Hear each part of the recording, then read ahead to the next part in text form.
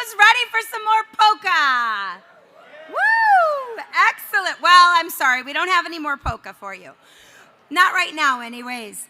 Welcome to Wednesday morning of the NAE4-HYDP conference. We have some fabulous entertainment here from Wisconsin, from our young people throughout Wisconsin for you.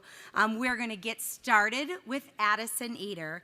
Addison is a 14-year-old freshman at Hurley High School. Hurley is way up in northern Wisconsin. She is involved in local musical theater productions, and she's also a three-sport athlete. Addison is a member of the Iron County 4-H Green Team. Without further ado, I give you Addison.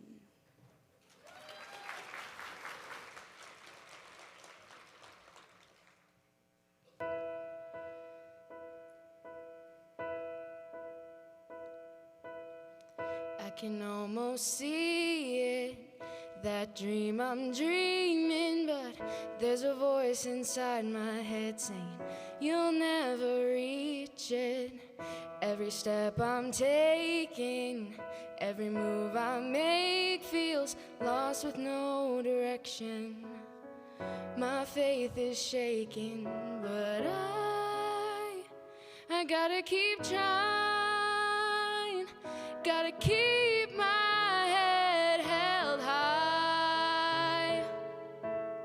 There's always gonna be another mountain, I'm always gonna wanna make it move, always gonna be an uphill battle, sometimes I'm gonna have to lose. Ain't about how fast I get there, ain't about what's waiting on the other side. It's the climb.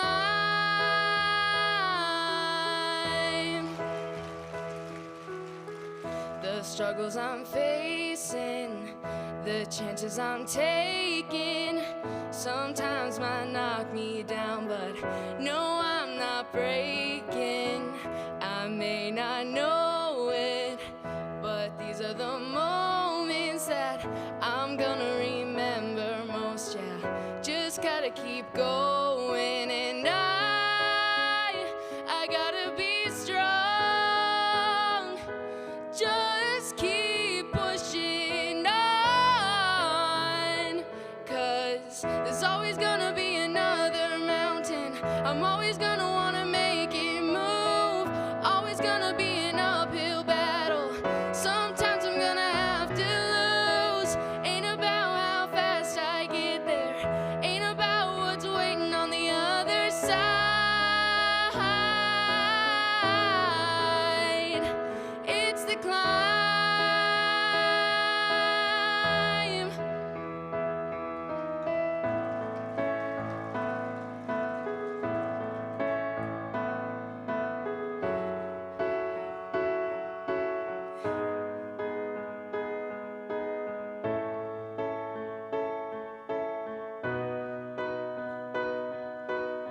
There's always gonna be another mountain, I'm always gonna wanna make it move, always gonna be an uphill battle, sometimes I'm gonna have to lose. Ain't about how fast I get there, ain't about what's waiting on the other side.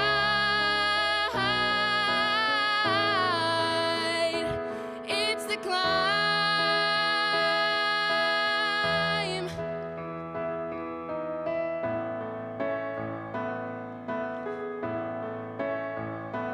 Keep on moving, keep climbing, keep the faith,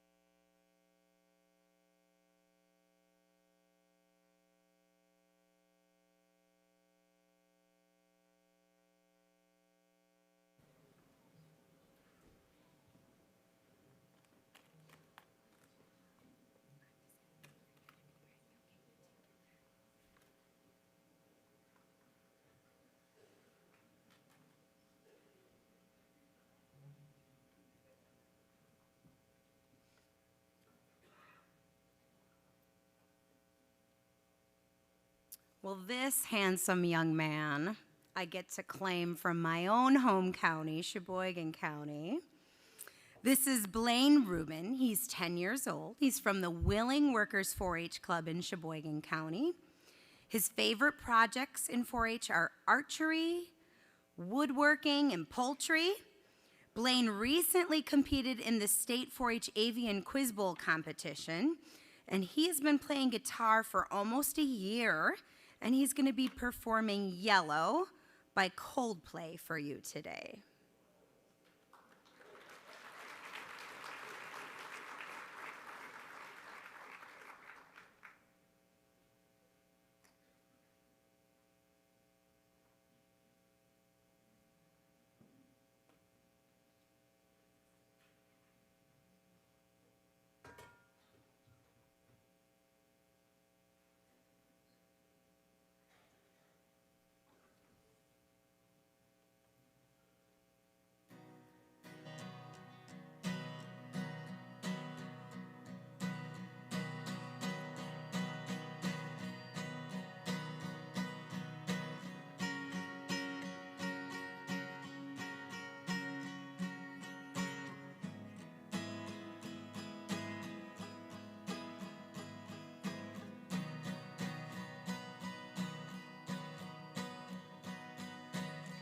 Look at the stars, look how they shine for you,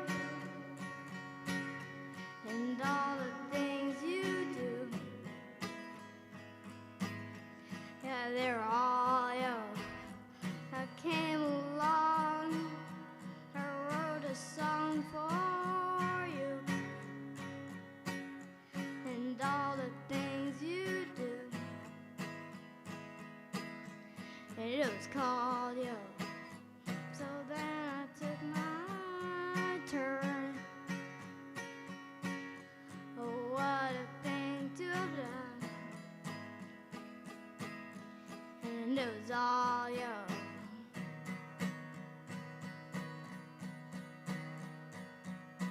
Oh, when your skin, oh yeah, your skin and bone turning to something beautiful. Oh, and you know, for you being so good, and now I love you so.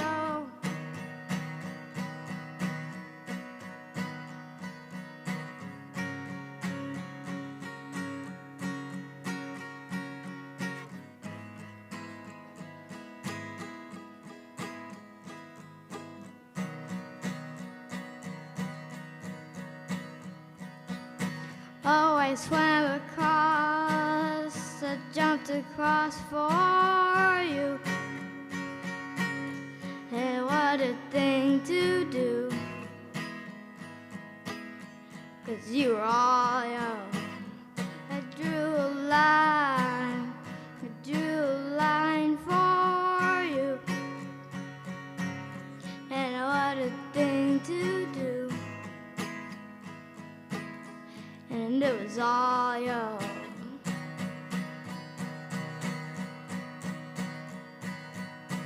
Oh, and your skin, oh yeah, your skin and bone turning to something beautiful. Oh, and you know, for you I bleed myself dry. For you I bleed myself dry.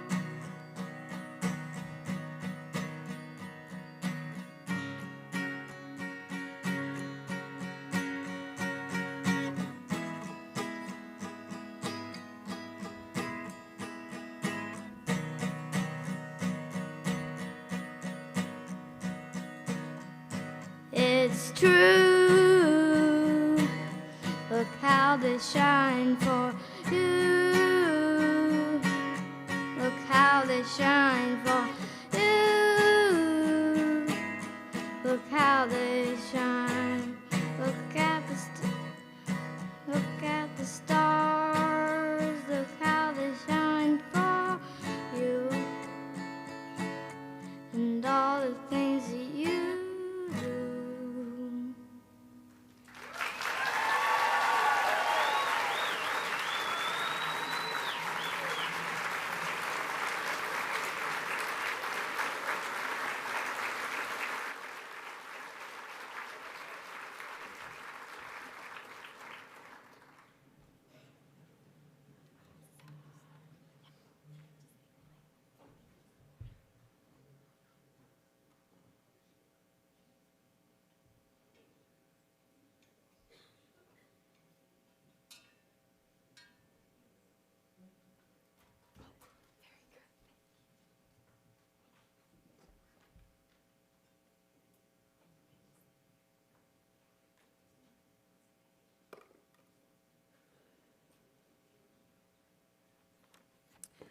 All right. Up next, we have Kaylin Sherg. She is 12 years old, and she lives in Appleton, Wisconsin. Kaylin's interest in magic began I thought you'd be excited about that, began 2 years ago with a book called The Greatest Magician in the World. She quickly mastered those routines and others from YouTube. 1 year ago, she started magic lessons with professional magician Monty Witt, and she hasn't stopped. She is a regular performer in the weekly shows at Monty's Secret Theater in Kimberly, Wisconsin, and performs at events both large and small in Northeast Wisconsin. Kaylin is a member of the Buchanan Badgers 4-H Club in Outagamie County, and her favorite thing about 4-H is making and eating the famous malts at the Outagamie County Fair. Please welcome Kaylin.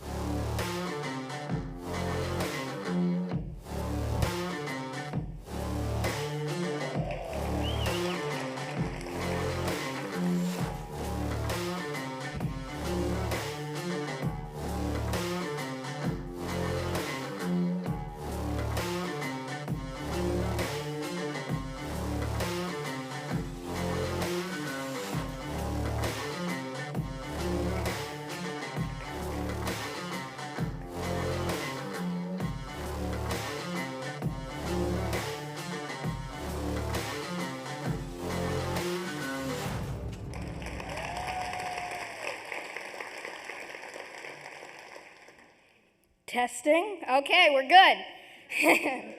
So, as Sarah said, my name is Kaylin, and I will be doing a bit of magic. And first of all, I would like to thank you all for having me and inviting me here, and for being able to watch my performance, and hopefully you enjoy it. And to come here, I was able to take a day off of school.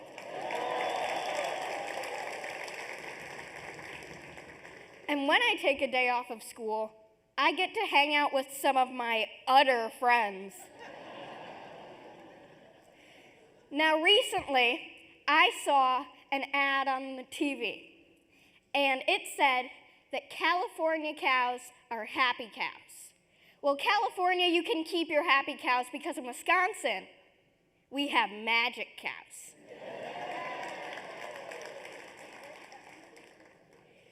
So here I have my 3 cows. One has a white bow, one has a brown bow, and the third has a pink bow.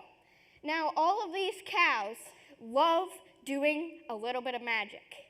They turn any liquid, for example, these water bottles, into special colors of milk, the same colors that they're wearing, in fact. So this first cow that's wearing white will make white milk.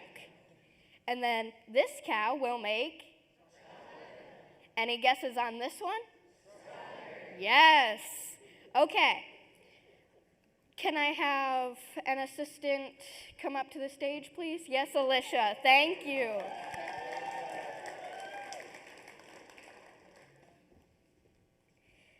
So I'm going to have you open up one of these, please. And I'm going to take this one and unscrew the lid. So this one came from the white milk cow. So let's see if it works. Can I have that, please? Thank you. And just like this, it turns into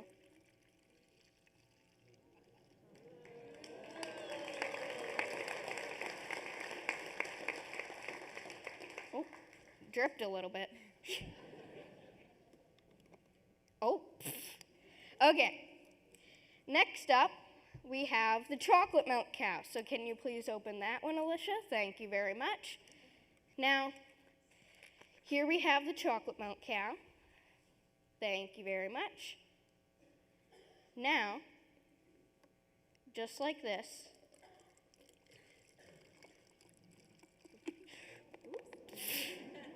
that's how we know it's real.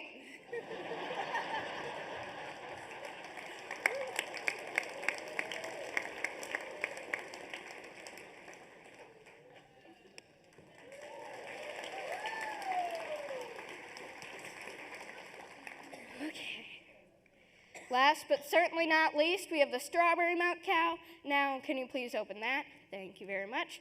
Now, I only tried strawberry milk for the first time a few days ago, and I loved it. And when I came with a bottle to school, all of my friends looked at me, and they were like, "What is that?" Okay, let's make some more. Here we go. And just like that,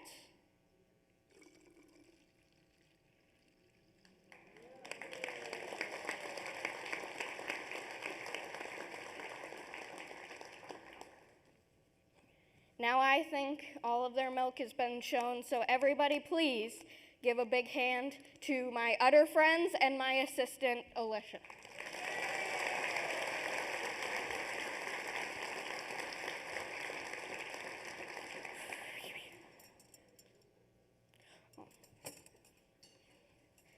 Next up, I have these 3 ropes.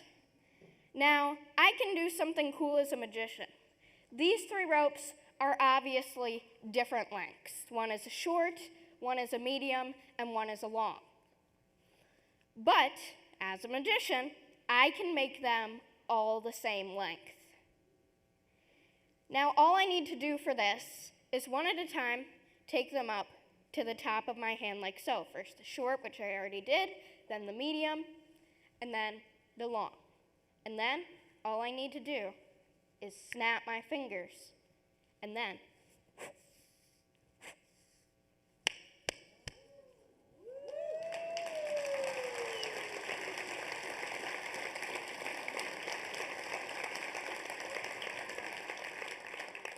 here we have one. Here we have 2. And here we have 3.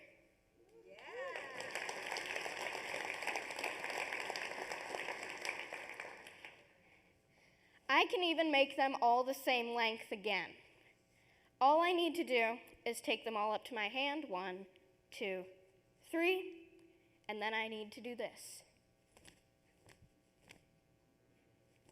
Okay, I think that's good. Okay, and then short, long, medium.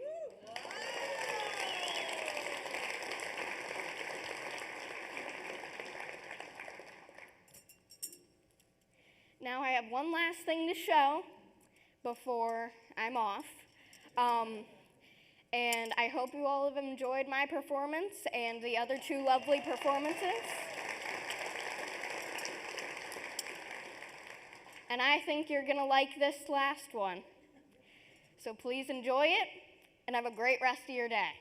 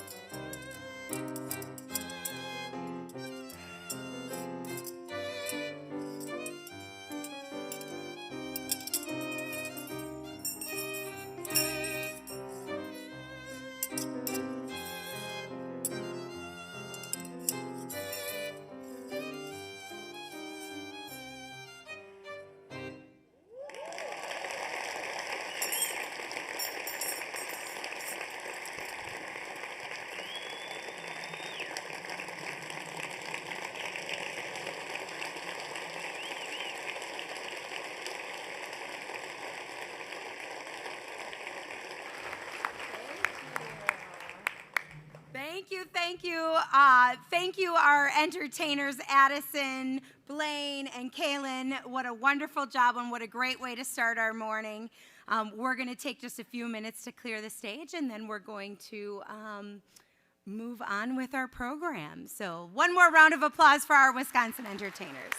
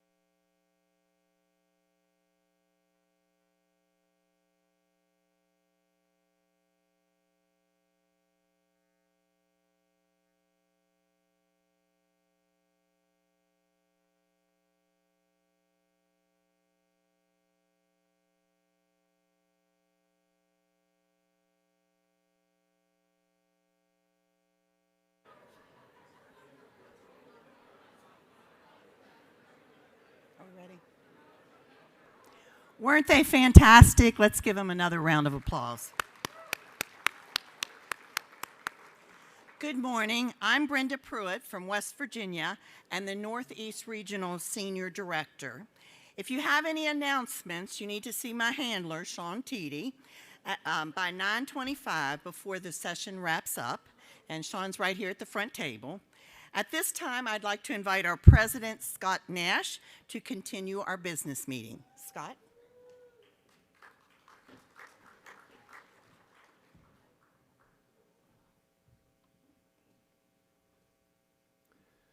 Thank you, Brenda.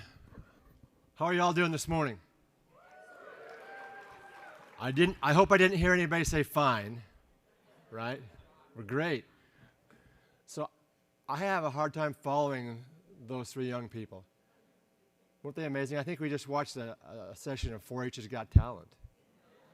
And I was sitting there with Sean smiling. He said, that could be your granddaughters. Well, my granddaughters, I have an 11 and 12-year-old, and I can see them being on stage doing that. Isn't it great that we as 4-H educators can help our young people be able to have the ability to get up on stage and just talk and be who they are? So thank you for all that you do to help work with the young people.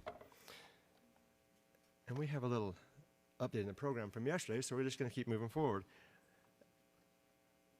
So I want to continue our VP updates. This morning we have 3 more VPs to come to the stage. So I think our first one is going to be Casey Bozeman, the VP of Finance and Operations from Georgia, to share her update. So Casey.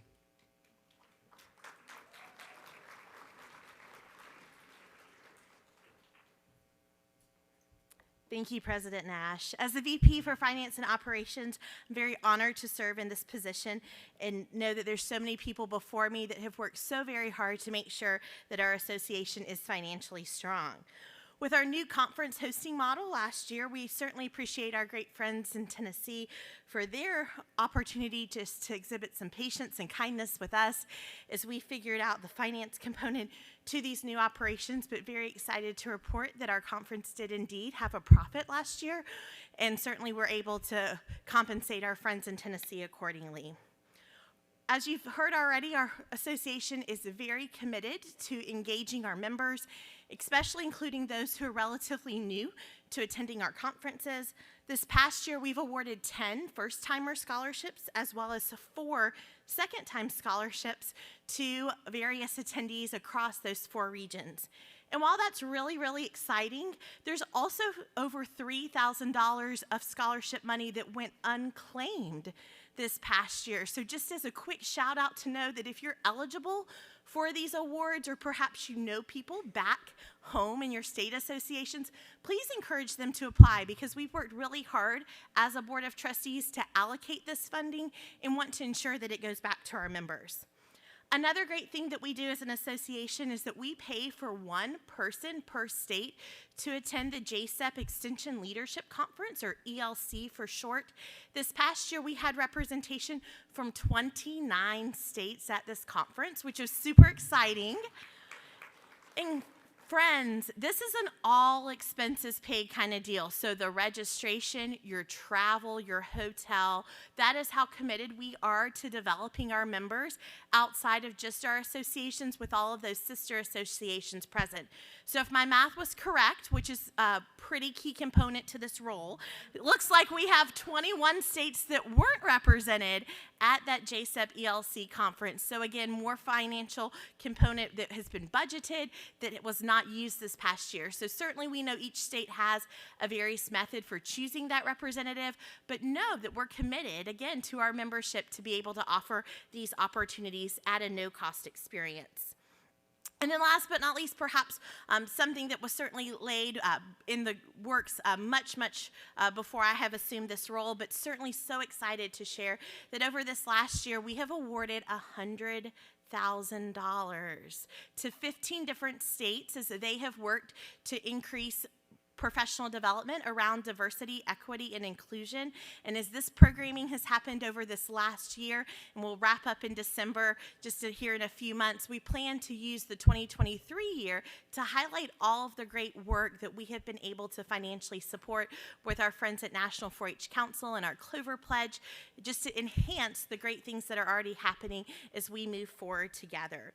I'd also be remiss if I didn't thank very quickly Chad Proudfoot, who currently serves as the chair of our Policy and Resolutions Committee, and welcome our incoming chair, Mitch Hoyer from Iowa, and certainly appreciate the leadership they provide for our association as it relates to our operating policies and procedures. And I just look forward to serving you all in another year in this role and appreciate all that we do together to move forward. President Nash.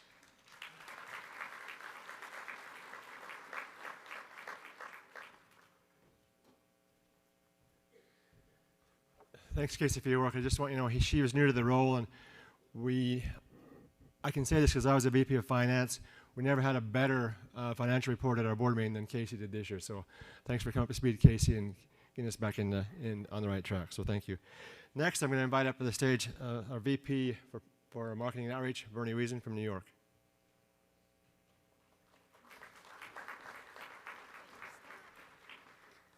All right, thank you, Scott. I want to start out by, number one, thanking all of you for letting me serve these past 2 years as the VP of Marketing and Outreach. It's been a learning curve, and luckily, as would be expected, I was working with wonderful, wonderful folks who kept things moving forward for you all. So we've got slides up. So the Marketing and Outreach team is comprised of a fairly small grouping of working groups and committees. We have the Public Relations and Information Committee. We have the New Professionals Working Group, as well as the National 4-H Hall of Fame. This is where I move my slide forward. So I want to thank and recognize Pam Block. She has served for the past 2 years as your chair of Public Relations and Information. She's from the University of Georgia and Gwinnett County. She's done a fabulous job.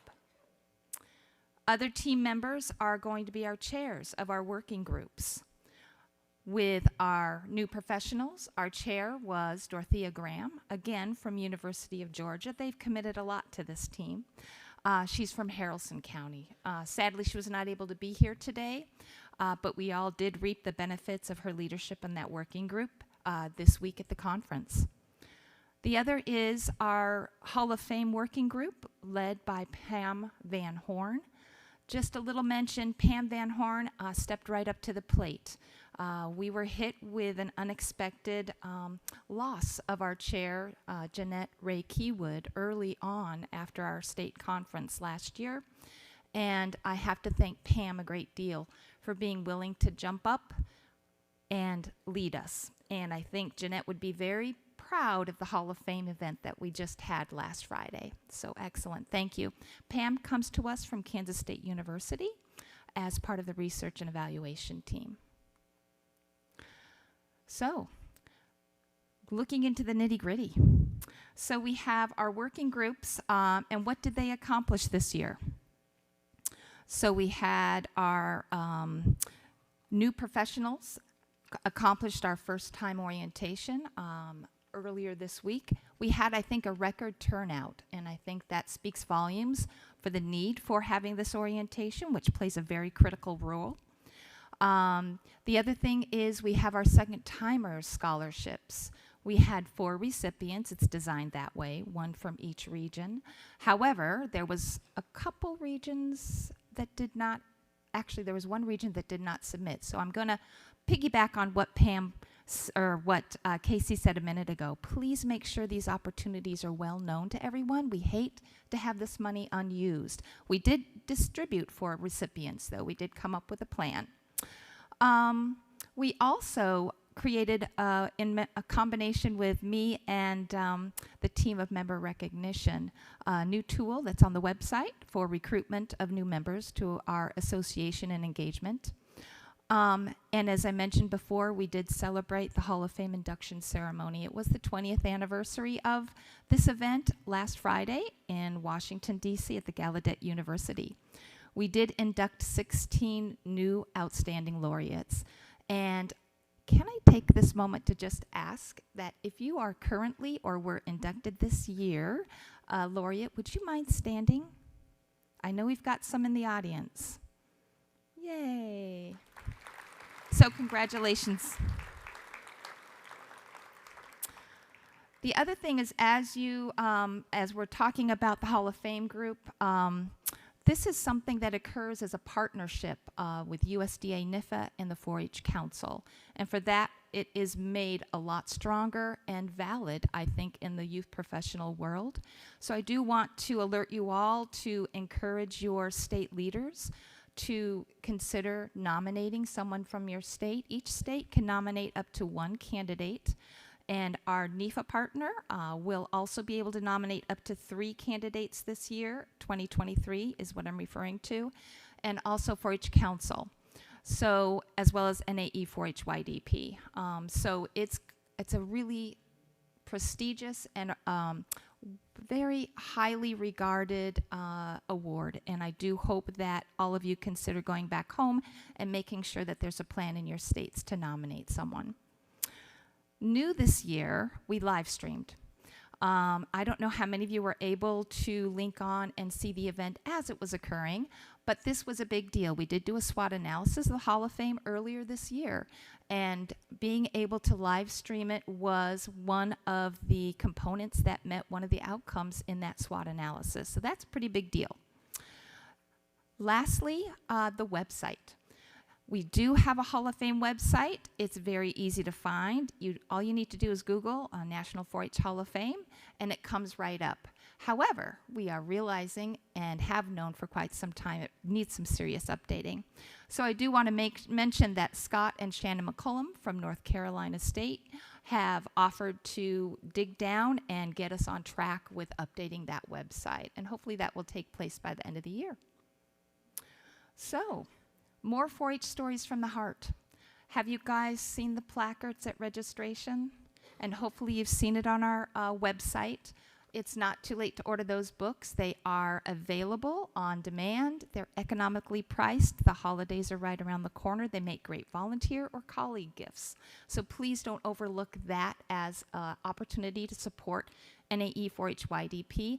The profits of that will benefit and support efforts towards the National 4-H Hall of Fame. 2023 and beyond. So, with the loss of the National 4-H Center, that had been home for the induction of the Hall of Fame laureates for quite some time, actually since its beginning 20 years ago.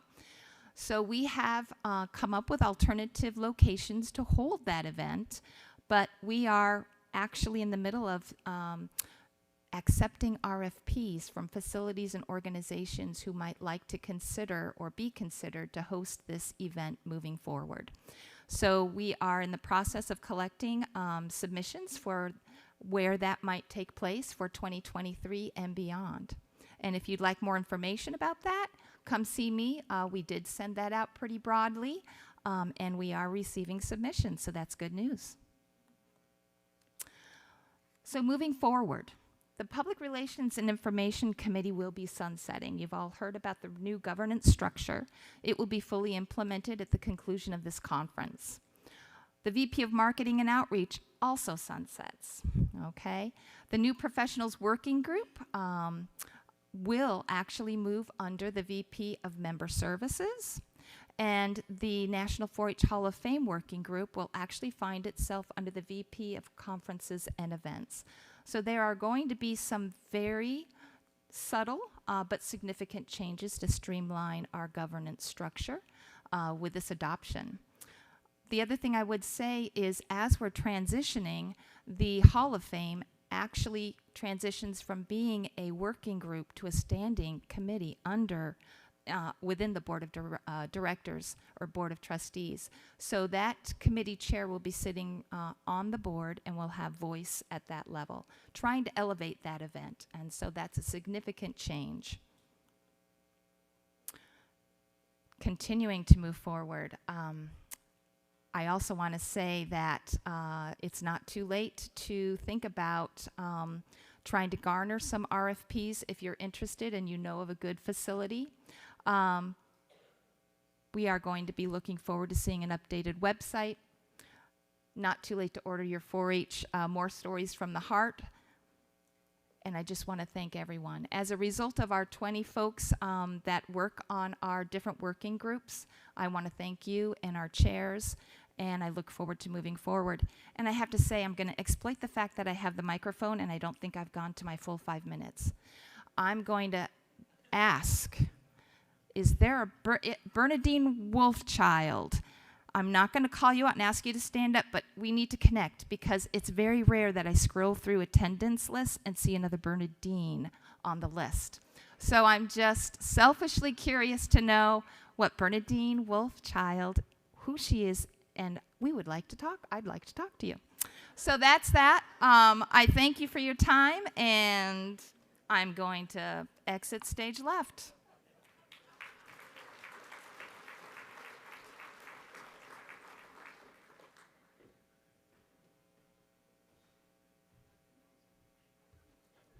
Thank you for your report, Bernie, and for your update. I appreciate you referring back to the governance structure. If you'll remember, we voted as a membership a couple of years ago to change the governance structure, and it fully kicks into place this year, and I appreciate Bernie working through to the end of the sunset of those positions, her and Pam as well. And I don't know if I'm going to steal Nancy's thunder or not, but when I went into the first time orientation on Monday, the room was packed. So that's a testament to you first timers coming. We had over 200 people for the first time attendees of the conference, so that's amazing, and thanks for being here. So I now get to introduce my friend and coworker from Idaho, and Nancy Shell said, the VP of Member Services, to provide an update.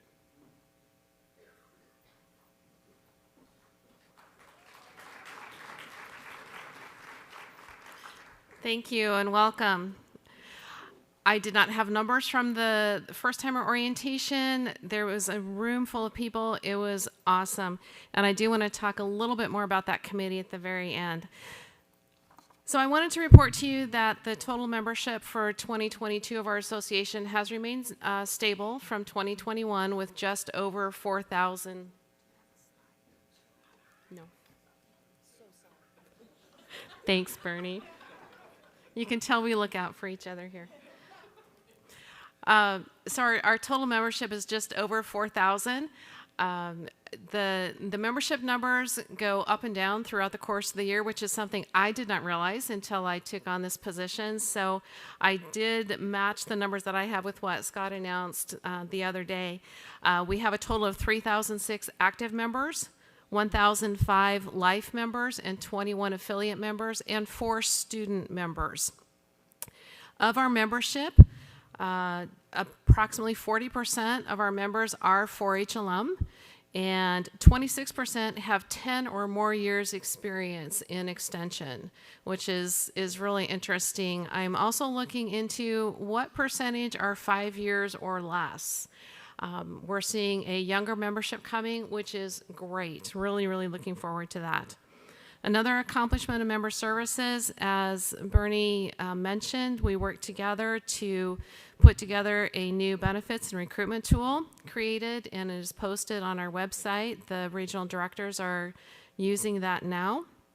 The member services position also includes working with the member recognition committee and the life member committee, as well as our archivist for the association. It's been a pleasure working with this team. I'd like to offer just a brief update on each of those. First of all, a special thank you to Melissa Henry, who has chaired our member recognition committee.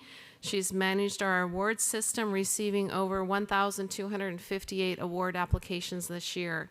That's a huge number to keep track of. A total of 5, yes, absolutely. A total of 559 communicator award applications were submitted, 479 specialty, and 220 service awards.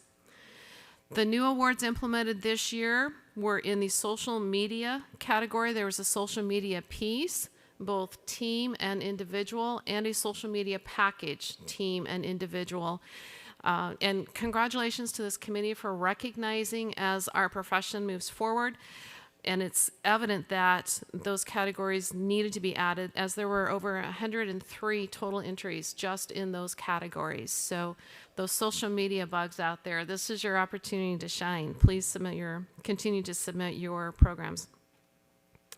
We had 36 national award winners that will be presenting at the Small Bite sessions, both yesterday morning and this morning. So I hope you were able to take advantage of that.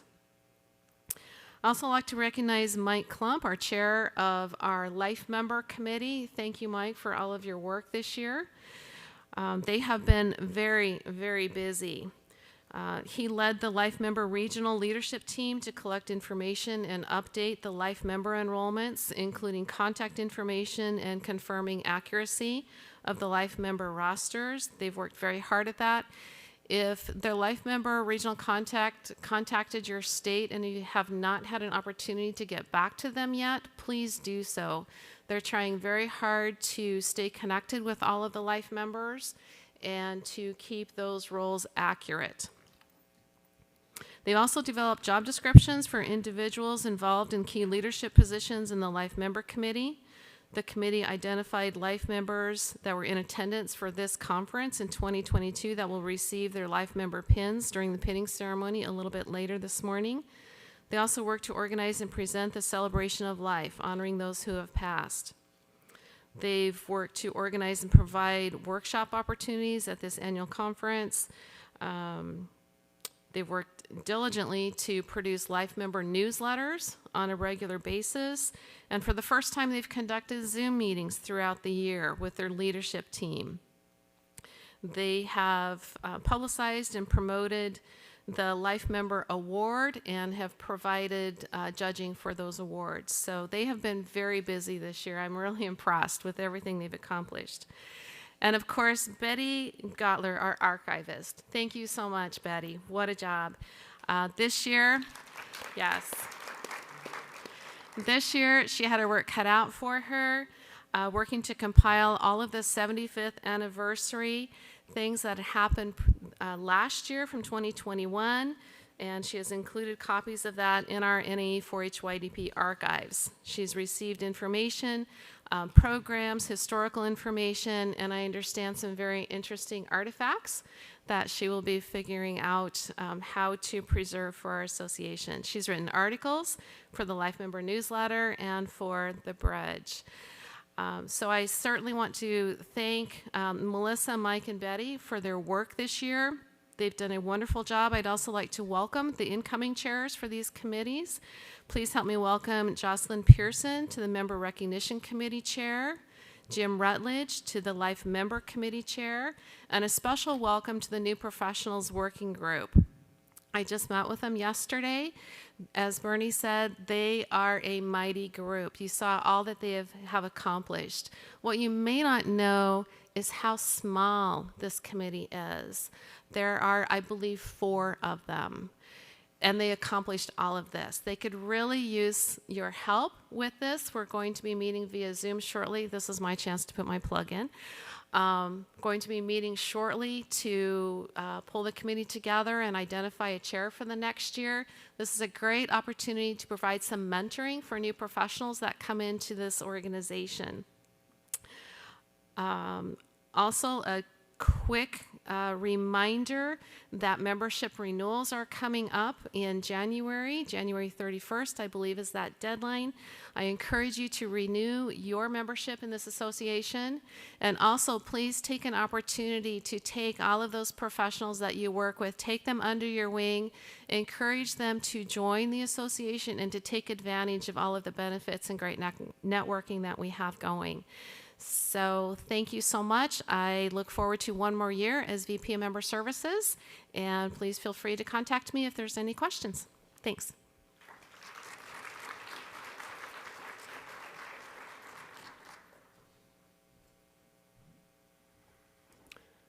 Thank you, Nancy, for your report. And I just got a word. We don't know how many people were there, but we ran out of cookies for the first timers, so that's a good thing, right?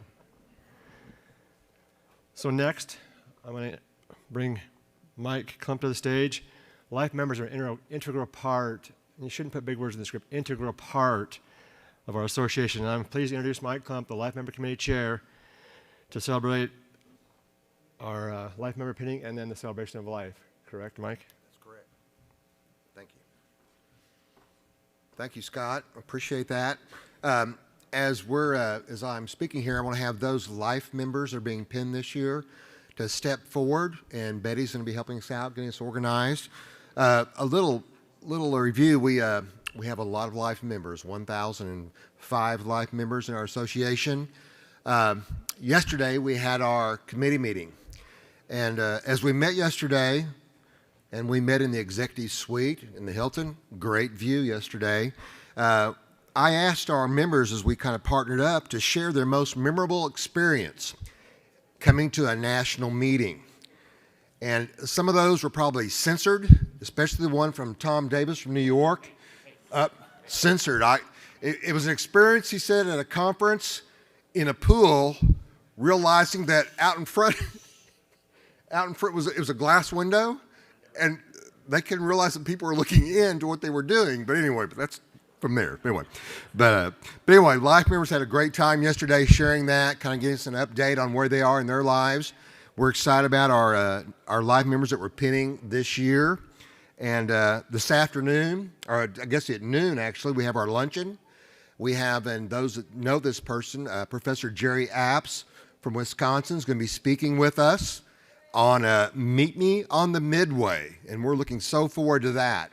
And then this afternoon too, if you become a life member of these great experiences, we get the opportunity to do a trolley tour of Madison, the capital, also the campus.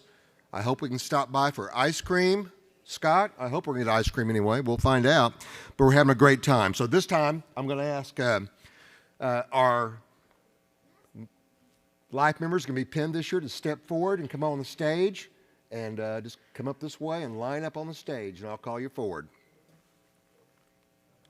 Just go ahead and just have to line up, and then I'll line up. Yeah. We have everybody line up first, please.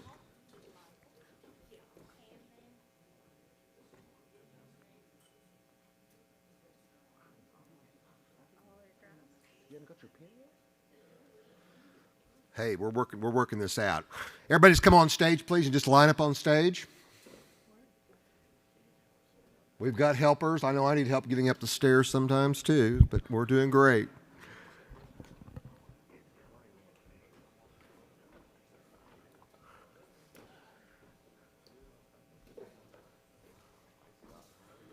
Got to pull that one in.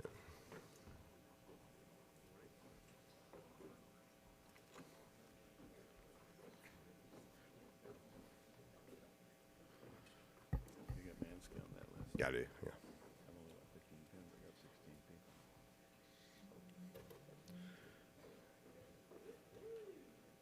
We had some people show up that we weren't expecting, so I should have known that. But anyway, here goes. Jim's gathering another pin here, and I'll call your name out, have you step forward. Jim will present you with your life member pin. We're going to start down at that far end. Scott's going to shake their hand. And Scott's going to shake their hand too. Going down there, Scott. Yes, please. From Idaho, Donna Gillespie. Let's give her a hand.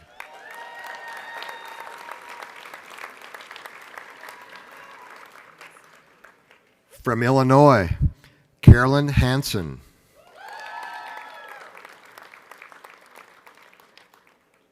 From Kansas, Pam Van Horn. North Carolina, Barbara Board. Also from North Carolina, Nelson McCaskill. From Ohio, Laura Rolfe.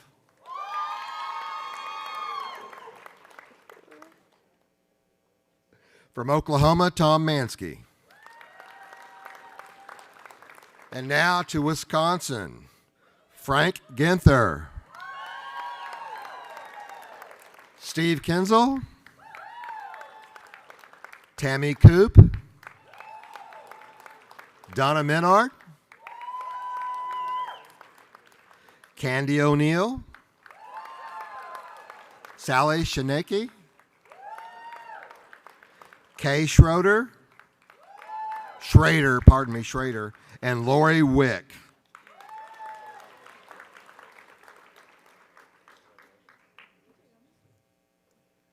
And if there's any life members in the audience, would you please stand up that are here? Any life members out there? I know there are a few. Let's give everyone a big round of applause.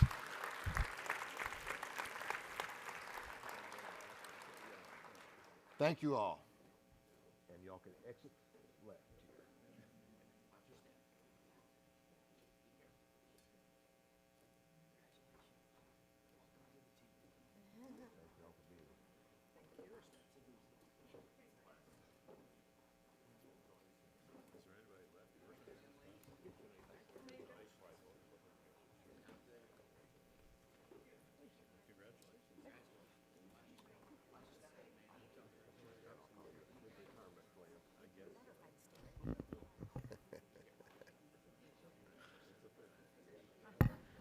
We're going to move on now, and I'm going to be asking Pam Van Horn, who is our North Central Region contact for our Life Member Committee, to come back up, and we're going to be doing our celebration of life of those of our association that have passed this year, and I'll let Pam come up and do that. So let's welcome Pam to the stage.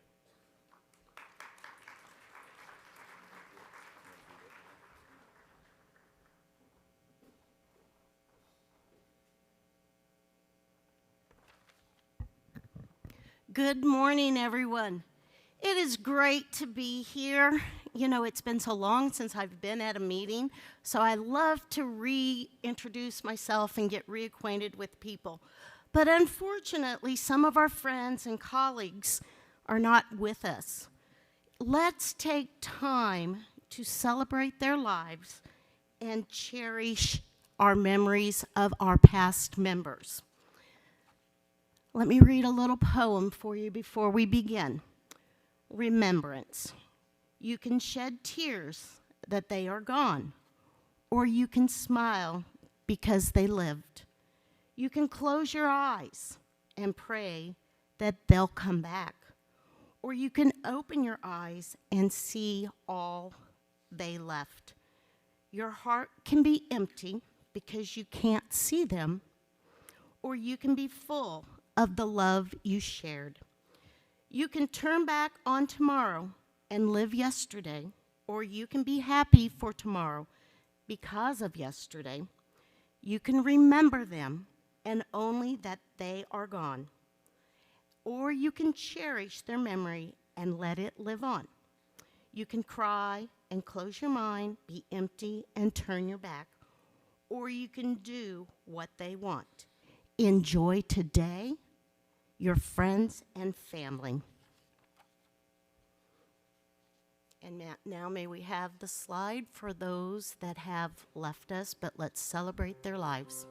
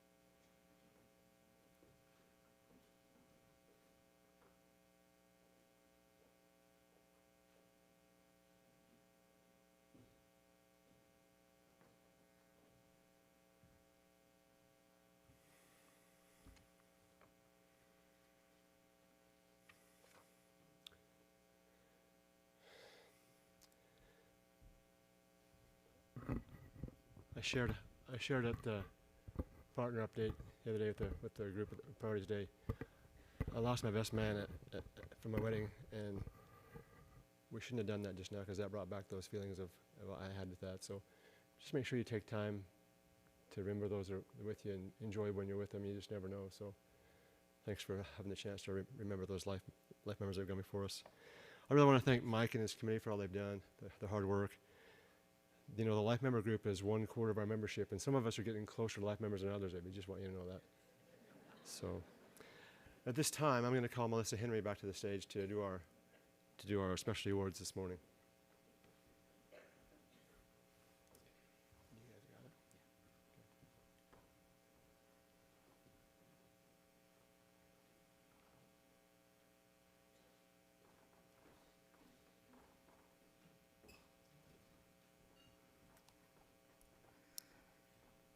Good morning, everyone. Welcome to our part 2 of our awards presentation. And Scott, I resemble that remark, getting closer and closer to that life member status. We were joking at registration the other day that we needed a new label for our name tags. We're not first timers, we're not life members, we're tweeners. We're in between in our career. So whoever's in charge next year, I want a tweener tag for mine, that I'm working my way towards being a life member. I appreciate what they do. I joke with Betty and Mike, since we've served on the same leadership team with Nancy, that when I grow up, I want to be like Mike and Betty. So I still stand by that statement, that I want to be as active, as adventurous as they are with our association. This morning, we're going to present our specialty awards, but I want to take just a step back. There was a small oversight on my part yesterday with one of our communication awards. And I sincerely apologize to this team. I did not realize that all of the team members were left off. And so I do want to recognize the video team from New Mexico. If all of you that are here would please stand. This was Cheryl Butterfield, Sarah Marta, Amanda Benton, Katie Sharpton, Jennifer Schaefer, Courtney Mitchell, Melanie Gutierrez, and Steve Lucero. So please stand. Let's give them a round of applause. I sincerely apologize. When I downloaded the national winners list out of the system, it left off a few of the team members. So I will make that corrected and get your certificates in recognition to you. So I appreciate your graciousness in allowing me to make a mistake from time to time in this process. I want to say a special thanks to those of you that attended our committee meeting yesterday afternoon. We have a little bit of discussion and member recognition, but we spend most of our time like we're the third shift at the Waffle House, slinging plaques and sorting those things, or IHOP or whatever, Huddle House, whatever you have in your region. It's Waffle House in the South, and if you've ever been there at a certain time of the evening, you understand what slinging hash is like. So we decided next year we're going to time it and see what's the quickest time we can get all of the plaques sorted. But many hands make light work. So if you were in there yesterday afternoon helping me out, please stand or wave or thank you all. You don't understand. It truly takes a village to help recognize our peers. So I just want to say thank you to those who did that. State recognition chairs or your representative after the banquet, so don't come at me right now, after the banquet tomorrow night, the plaques for your award winners who are not in attendance will be available for you to pick up. We'll have them up here somewhere near the stage. Please make sure somebody comes and gets those so they can be presented at an appropriate time back in your state. We don't want to ship those if we don't have to. On with our presentation. Our specialty awards showcase the outstanding efforts of our 4-H professionals as they work to create the high-quality programs that meets the needs of their 4-H members and their volunteers. This year, there were close to 500 entries from 41 states. That's a big number. That's almost everybody, y'all. We did a great job at the state level and regional level promoting and getting these award winners entered. Special thanks to our sponsor, Rickstein Recognition, for their continued support of the specialty awards. And they do a great job with our plaques and working on that, and there are some really nice plaques this year. To start our presentation, I'm actually going to call Mike Klump back up to the stage. He is our Life Member Committee Chair, and he's going to present the Life Member Award first.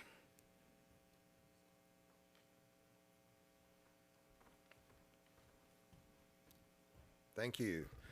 At this time, we'd like to recognize our Life Member of the Year, and this person is a former coworker, peer, former boss, and mentor, and a very good friend of mine. This time, I'd like to ask Jim Rutledge from Oklahoma to come forward. Jim was an active member of NAE4-HA from 1971 until 2004. Jim started his career as a county 4-H agent in the great state of Wisconsin. Jim was a state specialist in Wyoming and Oklahoma. Had a chance to work with Jim, opportunity to work with Jim when he came to Oklahoma back in the 80s.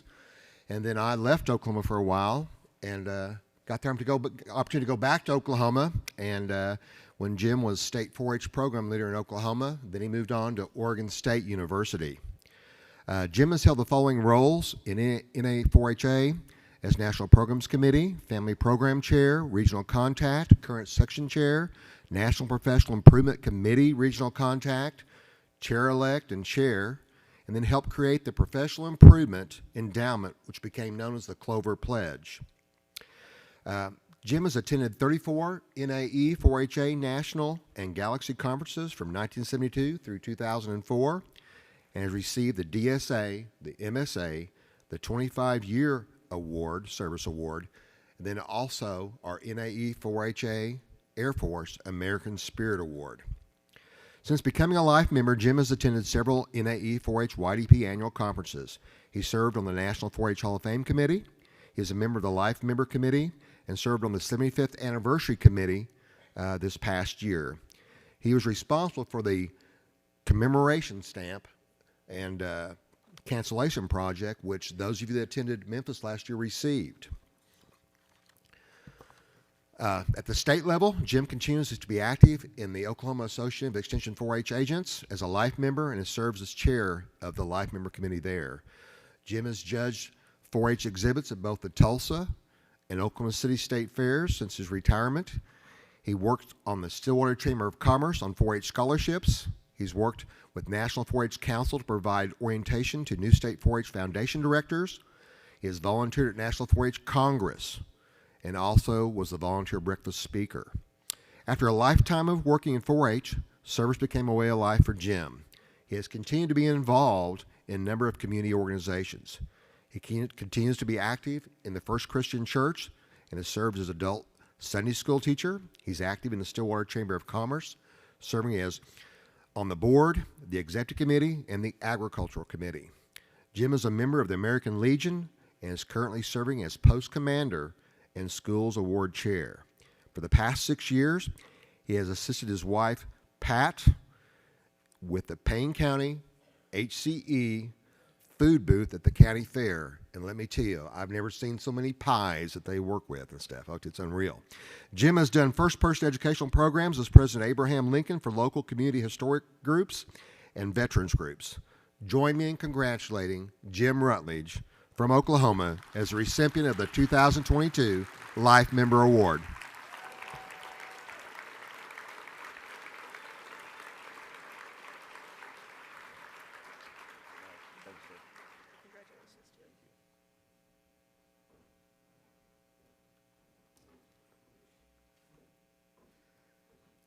Thank you, Mike, for that presentation, and congratulations to Jim.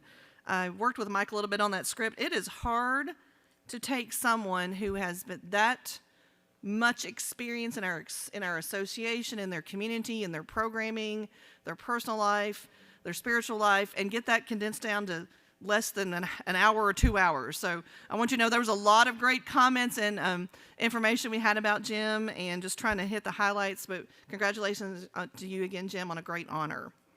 Now we're ready for our specialty award presentations. Our national winner in the Beyond Youth Leadership Award for their project, Idaho Youth Adult Partnership with Project Filter creates statewide anti-vaping education. This team from Idaho is Cindy Martinez, Serene Greenway, Jackie Amende, Sophia Duenas, Yulissa Hernandez, Audrey Miller, Edith Hernandez, Noli Nunez, and Annie Miller.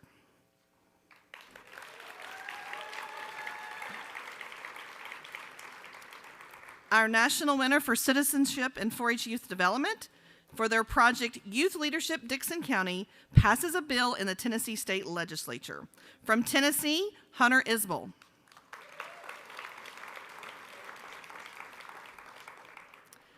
Our Denise Miller National 4-H Innovator Award goes to the program entitled Perfectly Imperfect, Art, Identity, and Perspectives. From Colorado, Marlena Greasy.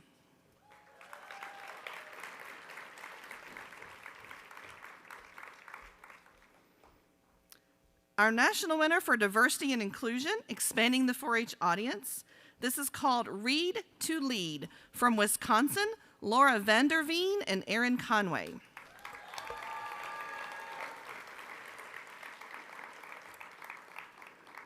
Our national winner in educational technology, program titled Unpeeled, and I really want to find out a little bit more about this. From Connecticut, Jennifer Cushman, Stacy Stearns, Sharon Gray, Joe Benelli, Mike Puglisi, Cindy Tyan, Robert Ricard, Christina Connolly, and Barbara Chamberlain.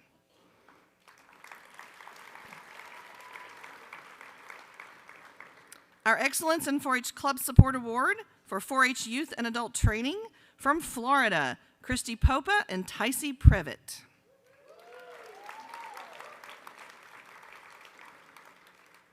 Our national winner in Excellence in 4-H Volunteerism for their new volunteer orientation, the team from Idaho, Nancy Shellstad, Carrie Cleric, Tina Holmquist, Kara Jenkins, Debbie Lauber, Cindy Martinez, and Alan Taggart.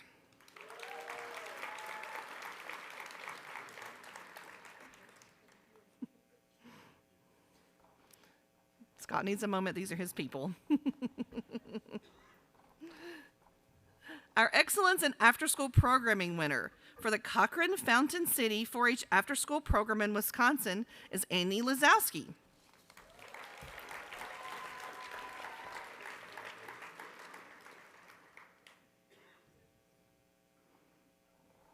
Our Excellence in Ag Literacy Programming winner for their program, A School Garden, Growing Foods and Minds Using Best Management Practices, the team from Florida, Michael Jackson, Emily Beach, and Michael Sean Jackson.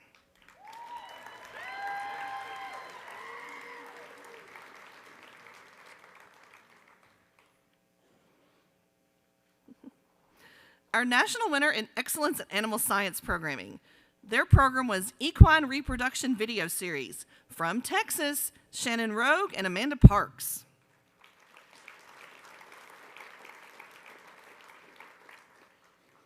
Our winner in Excellence in Camping for Middlesex County 4-H Explorations Week, Overcoming Obstacles, from New Jersey, Laura Bovitz.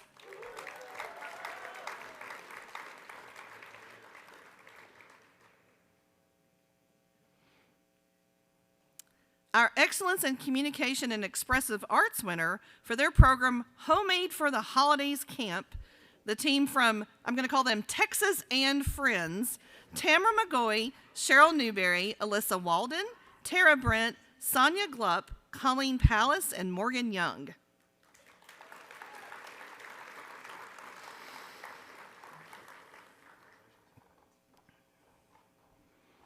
Our Excellence in Geospatial Programming Award, Wake County 4-H Youth Mappers. They did a health equity project. From North Carolina, Heather Schaefer and Thomas Ray.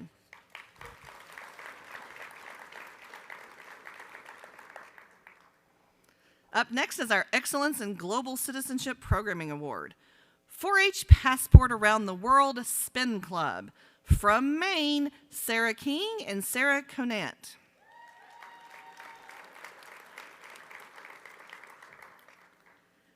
Excellence in Healthy Living Programming Award, New Mexico Healthy Habits Program. Here's the team: Joy Cismerid, Desiree Jimenez, Courtney Mitchell, Sierra Kane, Eva Madrid, Robin Mack Hayes, B. Favela, Susan Mickelson, Amanda Benton, and Jennifer Schaefer.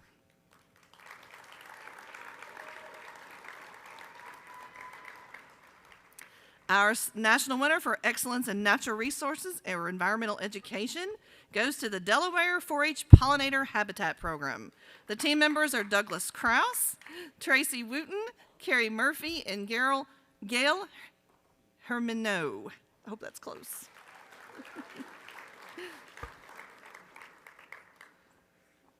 Up next is our Excellence in Peer Professional Development Award. Their program was 4-H 101, onboarding 4-H professionals from Ohio, Hannah Epley and Sarah Longo.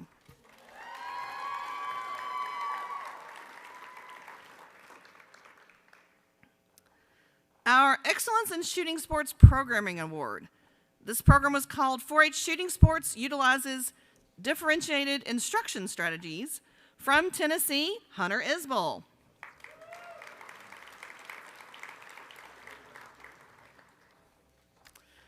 Our Excellence in Teamwork Award For their Mobile Maker Studio, the team from Oregon, Barbara Brody, Maureen Hosty, Nikki Shara, Melody Wilson, Brian Bond, Stephen Hodges, Dale McCauley, and Anna Long.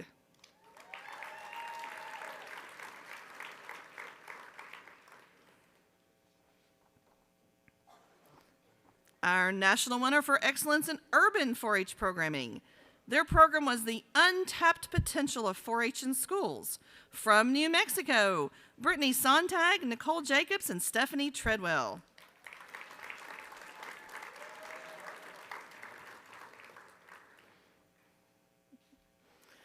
Excellence in Workforce Development Programming.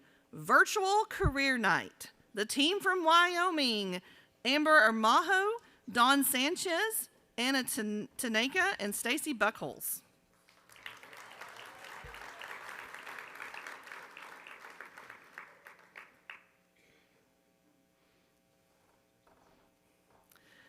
Our national winner for the Greg Yost Memorial Youth in Leadership Award.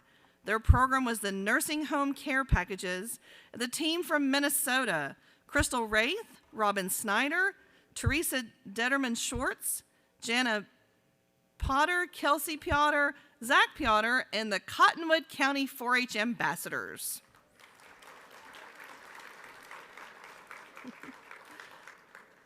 Up next is our winner for the Jim Kaler Excellence in Science, Technology, Engineering, and Mathematics Award.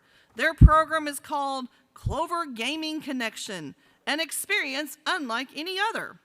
From Indiana, we have Malia Huffman, Kathleen Bodie, and Rachel Hasselby.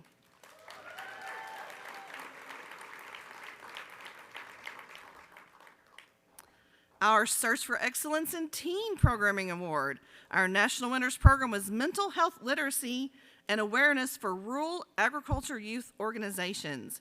It's our team from Utah, Callie Ward, Paige Ray, Tasha Howard, Josh Dallin, and Jacob Hadfield.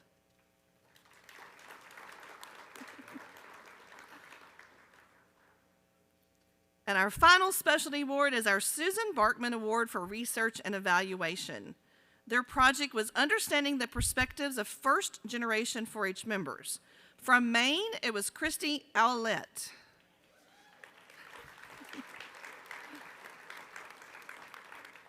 Congratulations to all of our award winners. For those of you that kind of keep track, you'll notice that we had one entry that was not presented.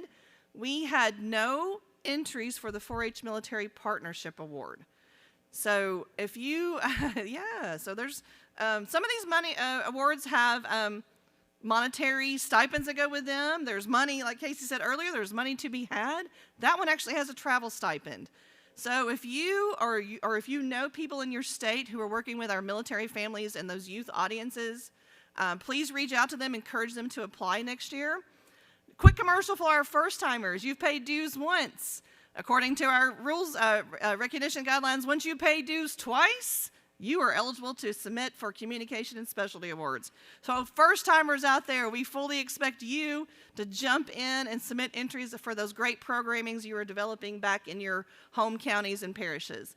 Thank you so much. Congratulations to all our award winners. I'll now return it to President Nash.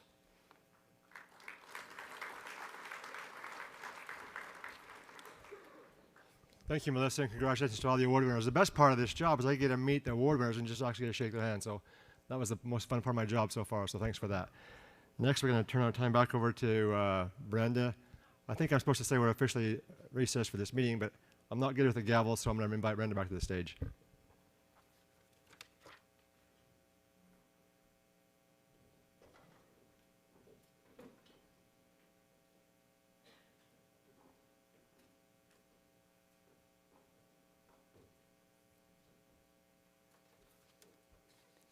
Speaking of our sponsors, we'd like to say a special thank you to them for their support. American Income Life Special Risk Division, 4 Imprint, Purdue Extension 4-H Youth Development, National 4-H Council, Nutrien, STEM Education Works, the Fair Publishing House, Wisconsin 4-H Foundation, JIM, Jim Rutledge Professional Education Fund, Rixton Recognition, 4-H Zoom Apprentice Camp, University of Missouri Extension, Strengthening the Heartland, ZSoft Technologies Incorporated, National Children's Center for Rural and Agricultural Health and Safety, Terry Lynn Fundraising, University of Nebraska Lincoln, Brown Dog Gadgets, Clemson University Press, 4-H Pottery, 4-H Military Partnerships, Colorado State University, our IFE program, Bolt and Company Incorporated, Eat to Explore, CIRI, Progressive Agriculture Foundation, and Real Colors. Let's give them a round of applause.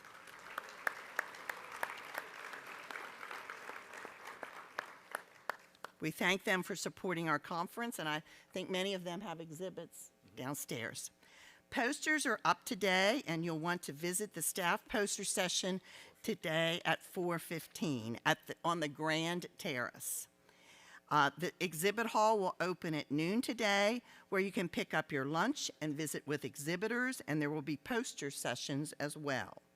And tomorrow morning at the Small Bites session, you can discover what the working groups and committees are doing, and you can get a bite to eat as well. And other announcements, please check the conference app for the most up-to-date schedule. Some workshops have shifted times. And our last but not least, the center, the Creating a Healthier You Committee would like to remind everyone to download the conference app and participate in the Wellness Challenge. All those who participate will be entered into a drawing for amazing gift cards to be given away. Be sure to attend the morning Energizer tomorrow morning from 6:30 to 7:30 at the East Rooftop. Don't forget to log your daily Wellness Challenge points through the conference app. Remember to take care of you this week while you attend the conference. All who participate in the challenge will be entered into a drawing for, again, some awesome prizes to be given away during Thursday's business meeting. Sean?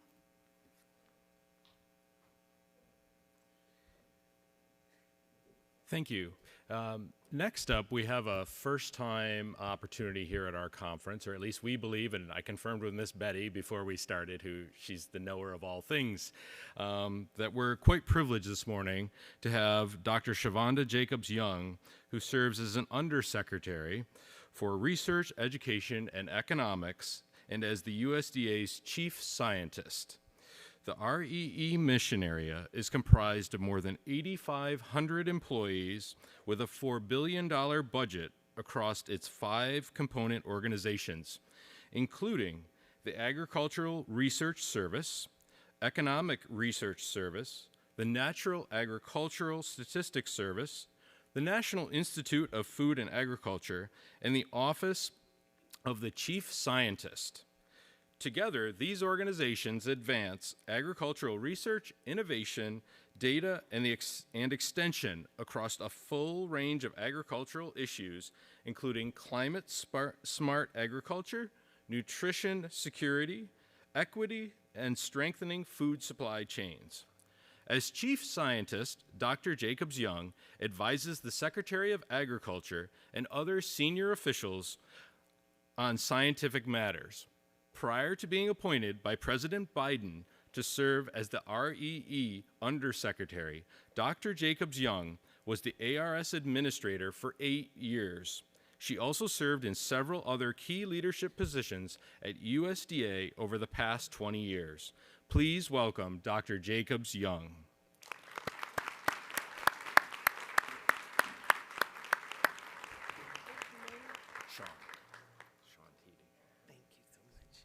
Thank you, Sean Teedy, for that introduction. And good morning, everyone. Good morning.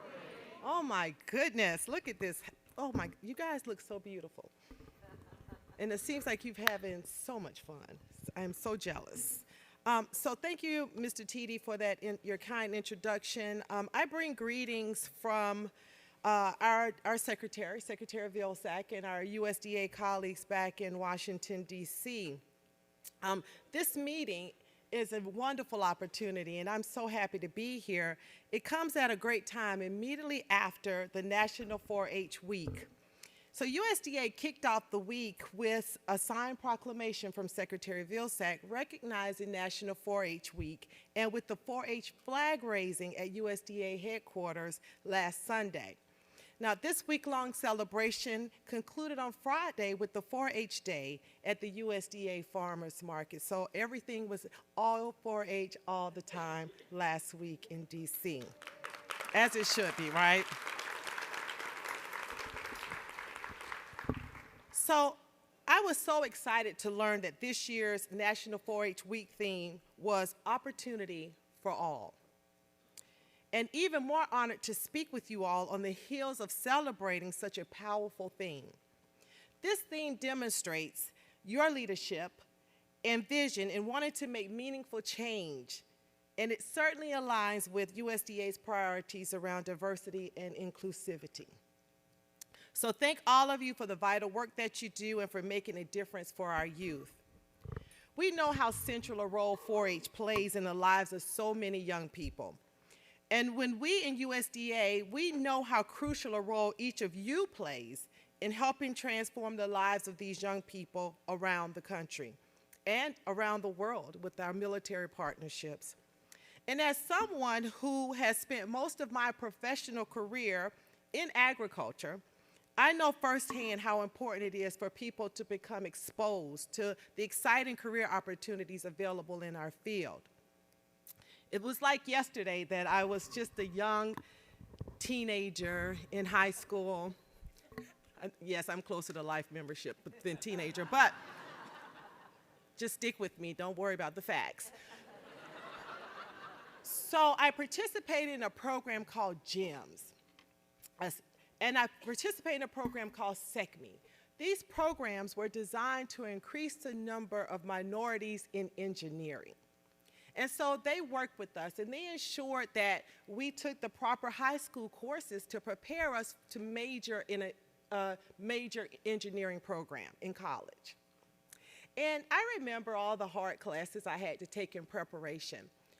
It was a trip, one trip to Georgia Tech. I know Bo is here somewhere from University of Georgia, but we're repping the Yellow Jackets right now, Bo.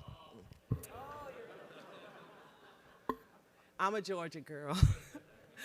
Oh my goodness. So we took a trip to Georgia Tech, and I had an opportunity to see graduate students in engineering who looked like me. It was in that moment I knew what was possible. The teachers had done a fabulous job in preparing us for a college education and majoring in engineering, but I had a chance to see people who looked like me actually doing it. And so it cemented for me what was possible. You're doing the same thing for so many young people.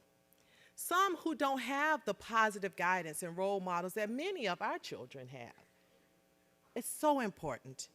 Many of us are increasingly aware of the need for and importance of diversity. This is especially true in agriculture. Youth development programs such as 4-H recognize the need for diversity and inclusion and play transformative roles in the lives of so many of our kids and teens.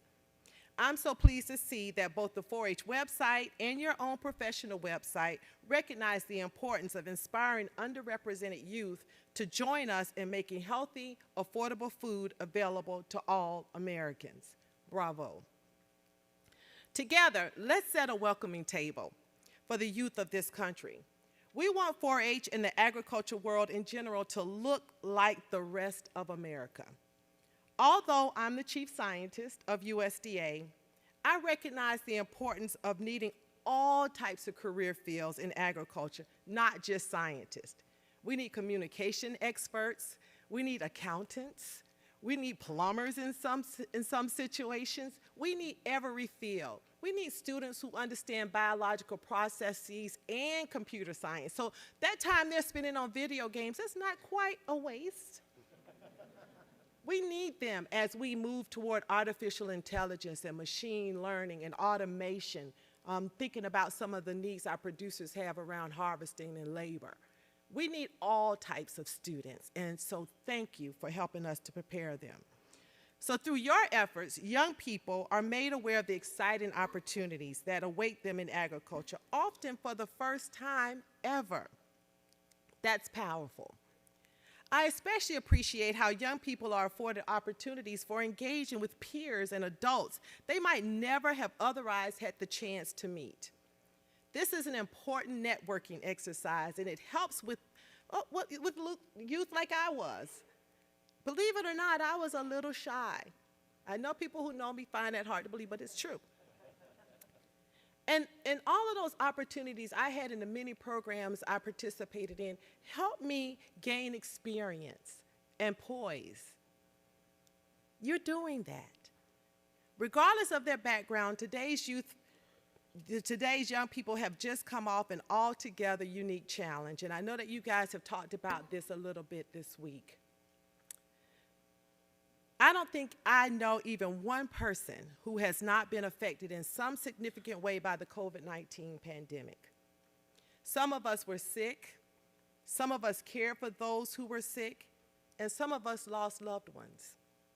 Safe to say all of us, at the least, experienced the world in a very different way. It was challenging for adults to navigate those changes. And as a mother, I know how challenging it was for our youth. They've been affected in ways that we can't begin to fathom. We can already see, though, that some of them are more anxious and some are more withdrawn. Your contact with them is so critically important as we all work to navigate the waters ahead. I know it's hard to believe, but sometimes with great stress, there comes great opportunity. So although the pandemic was hard, and it was hard on us and it was hard on the kids, I like to believe that they are emerging from this more resilient. And you are here to help them capitalize on the opportunities presented to them. And that's why what you're doing every day is so important. Sometimes it's hard to see the lemonade in the lemon.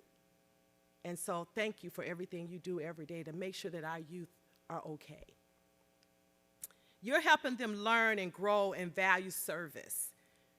And you're also helping them understand and that although stressing, that there are some fun aspects to life. In your hands, these 4-Hers are becoming leaders, thinkers, and doers. Leaders, thinkers, and doers we will need in the very near future. As you may know, the nation is facing a looming problem. I like to say a challenge. More and more farmers are at or fast approaching retirement age. Simply put, we need to build up the pipeline for the next generation of the ag sector fast, or we're in trouble. According to the most recent agriculture census, the average age of all U.S. farm producers that year was 57.5. I think 57.5 is easier to say than 58. Okay, they're 58. The average age is 58 years old.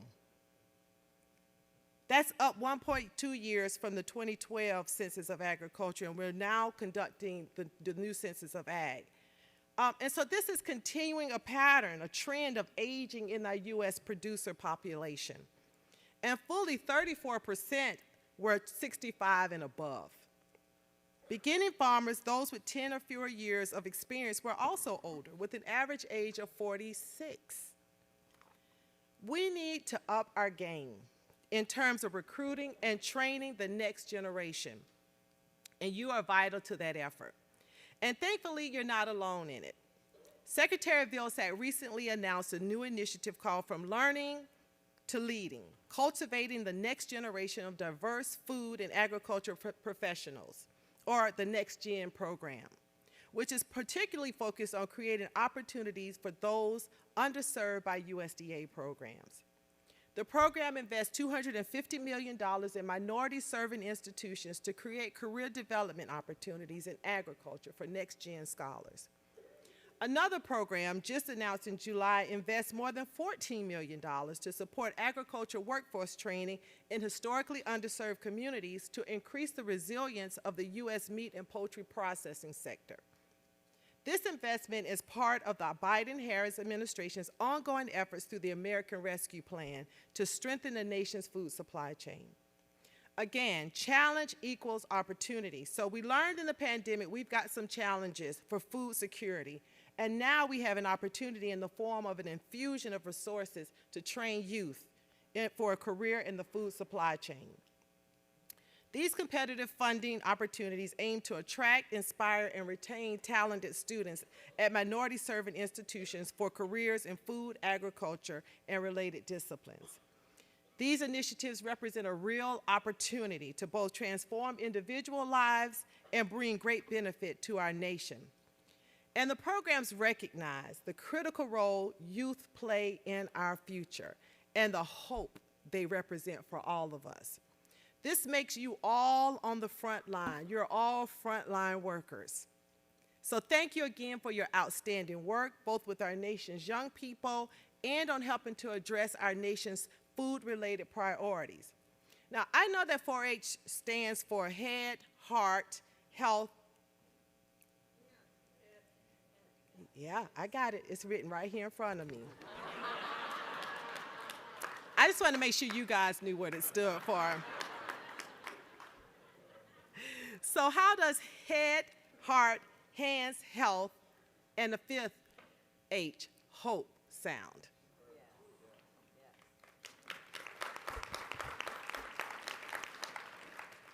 I know that you give those you work with hope. And the work you do with our youth gives me hope that our future is in good hands. So thank you again for the chance to speak with you all today. And I just wish you a terrific conference, and I don't think I need to tell this group to have fun.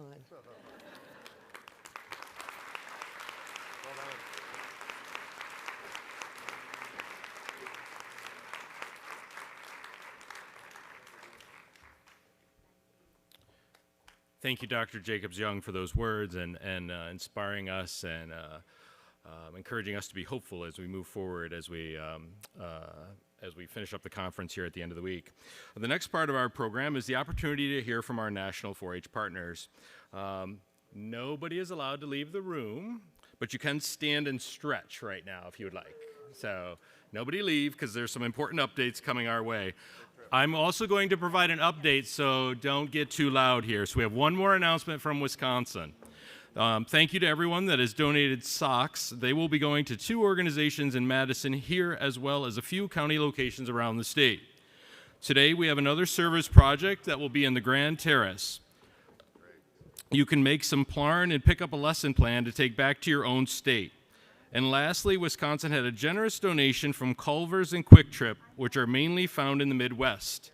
If you do not want or think you will not use these coupons from your conference bag, there is a box located outside of headquarters to put them in. And thank you for your support throughout the conference.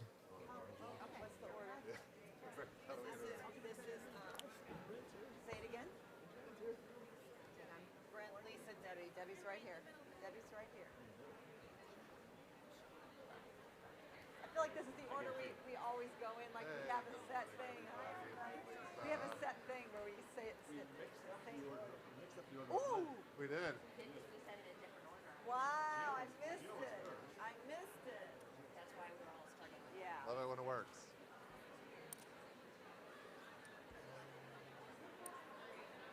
Brent, thank you for getting us the undersecretary. It's amazing. Yeah. I don't think I've ever seen an undersecretary. That was fabulous, yeah. It's wonderful. It's just awesome. Next is Vilsack, right? Next Aim is high. Vilsack, yeah. Aim high. No pressure. Yeah.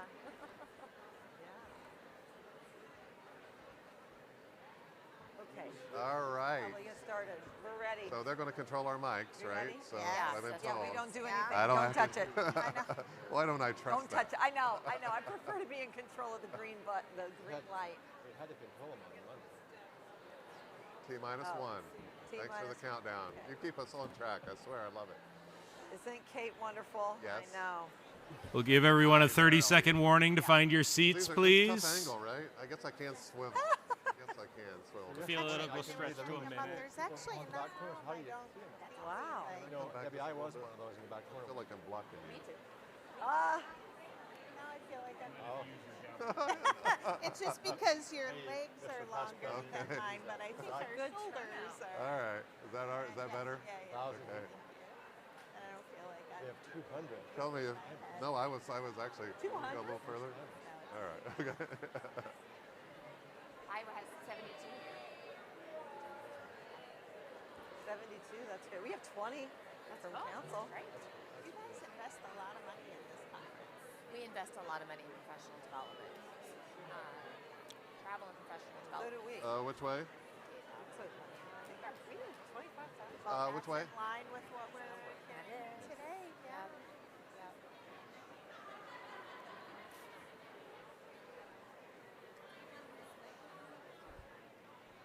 Oh, let me see. She has her little numbers on her paper. So. Is there going to be Q&A? I don't know. No Q&A. Because you're meeting with them. Yep, they have the cookie. I'm doing listening sessions, yeah, just because we have so much going on. Yeah. It's just like, might as well just And we're running make it long, available. right? Already. We're running long already. All right, we're going to get started again. If everyone can find your seats, it's time for our national partner update. I am. Okay. Yeah. Are you coming to lunch? Yes. Okay. Yes. Oh, see, now we're on You're mic. live. Mics are working. Hello. Mics are working. We're working. I don't think The answer I'm is not on, yes. just you. Okay. You're not going to lunch? Oh yeah, no, are, I'll yeah. see you then. Yeah. No, Brent said I could do Q&A. Okay. Brent said I could do some Q&A there too. So. I don't know why they have. We know. I'm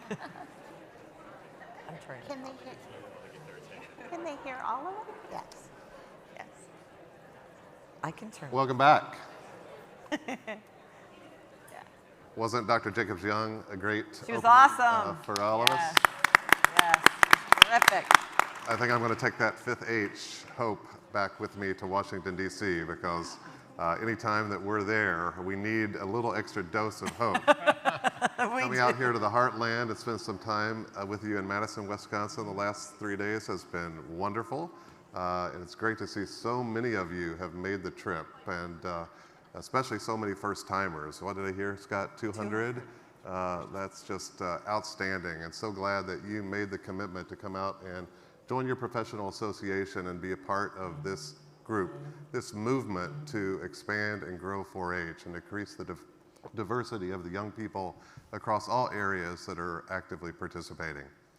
I'm Brent Elrod, and I am the Acting Associate Director for USDA's National Institute of Food and Agriculture, and I'm here today to give you some remarks and some update on behalf of what's occurring at the federal level as your federal partner with the folks that, alongside me here on the stage. We'll each just do our own brief introduction, share a few remarks, and then have an opportunity afterwards to engage with you throughout the rest of the conference. So, got one slide here for you that gives you the mission, vision, and the name of the organization. So I'm not going to read that to you. Key figure on there is the budget number, $1.95 billion in federal extramural funding that our agency administers on behalf of the Department of Agriculture. And a portion of that supports Smith-Lever capacity funds, which funds 4-H and extension at the state and local level. It's a part. Your state legislatures, your county commissions, all contribute to what hopefully pays your salaries and gives you a good opportunity to grow in careers within cooperative extension. Our agency invests in 3 types of activities: extension, which we've already talked about, research that undergirds the evidence-based practices that you share with the young people and the volunteers that you work with, and then of course the education. And Dr. Jacobs Young talked a lot about how your contributions outside of school helps to inform and uplift and inform the educational careers and pathways that young people take. Absolutely critical and key. Finding that one caring adult can make all the difference, as you know. Here is the organizational structure in brief. I don't give you the full piece, but I think it was important just to kind of get a sense. When Dr. Jacobs-Young talks about the Research Education Economics Mission Area, that sits under the Department of Ag and has a number of agencies which includes NIFA in it. So Secretary Vilsack, we have a Deputy Secretary, Jewel Bernal, who many of you know has also been a 4-H educator, coming from the Commonwealth of Virginia, now our Deputy Secretary. Recently had the opportunity to give the keynote at the 4-H Legacy Awards with Council. So we have leadership in high positions within the Department of Ag that are 4-Hers themselves, but also incredibly supportive of the work that you do. And if there's one message that I can leave you with today, is know that Secretary Vilsack, Deputy Secretary Bernal, you've already heard from Dr. Jacobs-Young and my director, Dr. Dion Toombs, all believe in what you do and the power of positive youth development. And as you go back and deal with the issues that as we're experiencing coming out of the pandemic, the struggles that some young people are experiencing, giving them the opportunities to grow and learn, that's where the difference is. That's what inspires all of us in the work that we do to continue to advocate from Washington for your support. I want to identify where the Division of Youth of 4-H sits within our agency. It's within the Institute of Youth, Family, and Community. And a number of our staff are here. If you don't mind, just either standing or, yeah, stand up. There you are. Take a bow. So these are the folks that run our programs from the national level, administer the federal financial assistance, and then the capacity and competitive programs that some of you help to deliver at the local level. Feel free to engage with them, go up and introduce yourself. If you got an interesting idea, share it with them. The best ideas don't come from Washington, they come from the work that you're doing. I'm not going to spend a lot of time here, but I do want to just draw your attention to the picture since Dr. Jacobs-Young kind of stole my thunder here, is that right there in the center is the Deputy Secretary, Dr. Jewel Bernal, who came down and engaged with the youth that 4-H Council had identified and brought out to the 4-H Farmers Market last week at the headquarters, and then just had an opportunity to, again, hear from the young people, go back and be inspired to continue to lead her work. We had youth that also came from Maryland, Virginia, and the University District of Columbia, and so I want to thank our state program leaders that are in the audience. I know Dr. Fields is here, and others, and again, a number that were also in town for the Hall of Fame Awards that came by. Thank you so much for the work that you do. I just want to spend just real briefly on some of the programs that fall under the Division of Youth and 4-H. You see them listed there. I'm not going to read all of them. You're familiar with many of them, including the Children, Youth, Families at Risk program. But I do want to note a couple that we provide the military funding that goes, in this case, to Purdue to support the teen adventure camps. There's an open call right now. And so we heard earlier there was no submission for the 4-H Military Partnership Awards.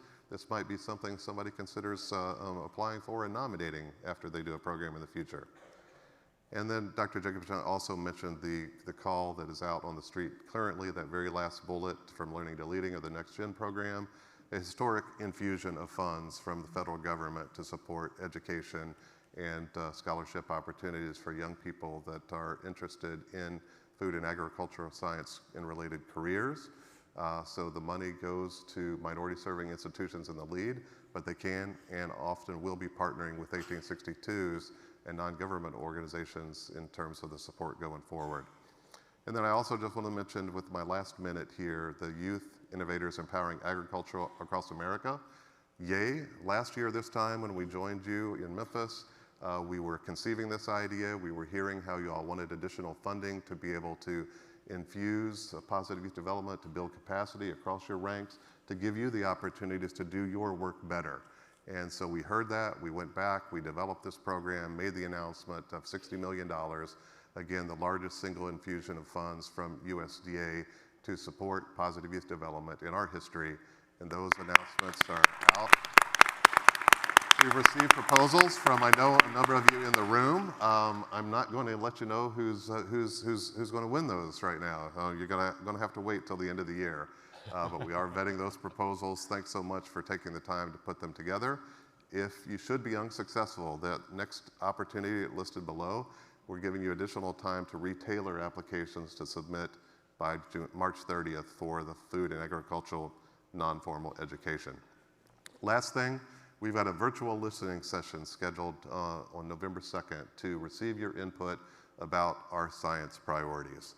This is the opportunity for you as a professional association, for you as state entities interested in positive youth development to tell us that you think that is important or that is something that NIFA should continue contributing funds to. If we don't hear from you and somebody else steps up to the table, then we'll take that information. So do not miss this opportunity. November 2nd, you see the information there. Please take advantage, and thank you again for all the work that you do. Thank you for the partners here that are along the table. Many of them will join us for the National 4-H Conference. You see April 14th to 19th. We expect Secretary Vilsack will be there to address the young people and the delegates again, as well as potentially do the 4-H flag raising in front of the Witten headquarters. So please join us next March. Thanks.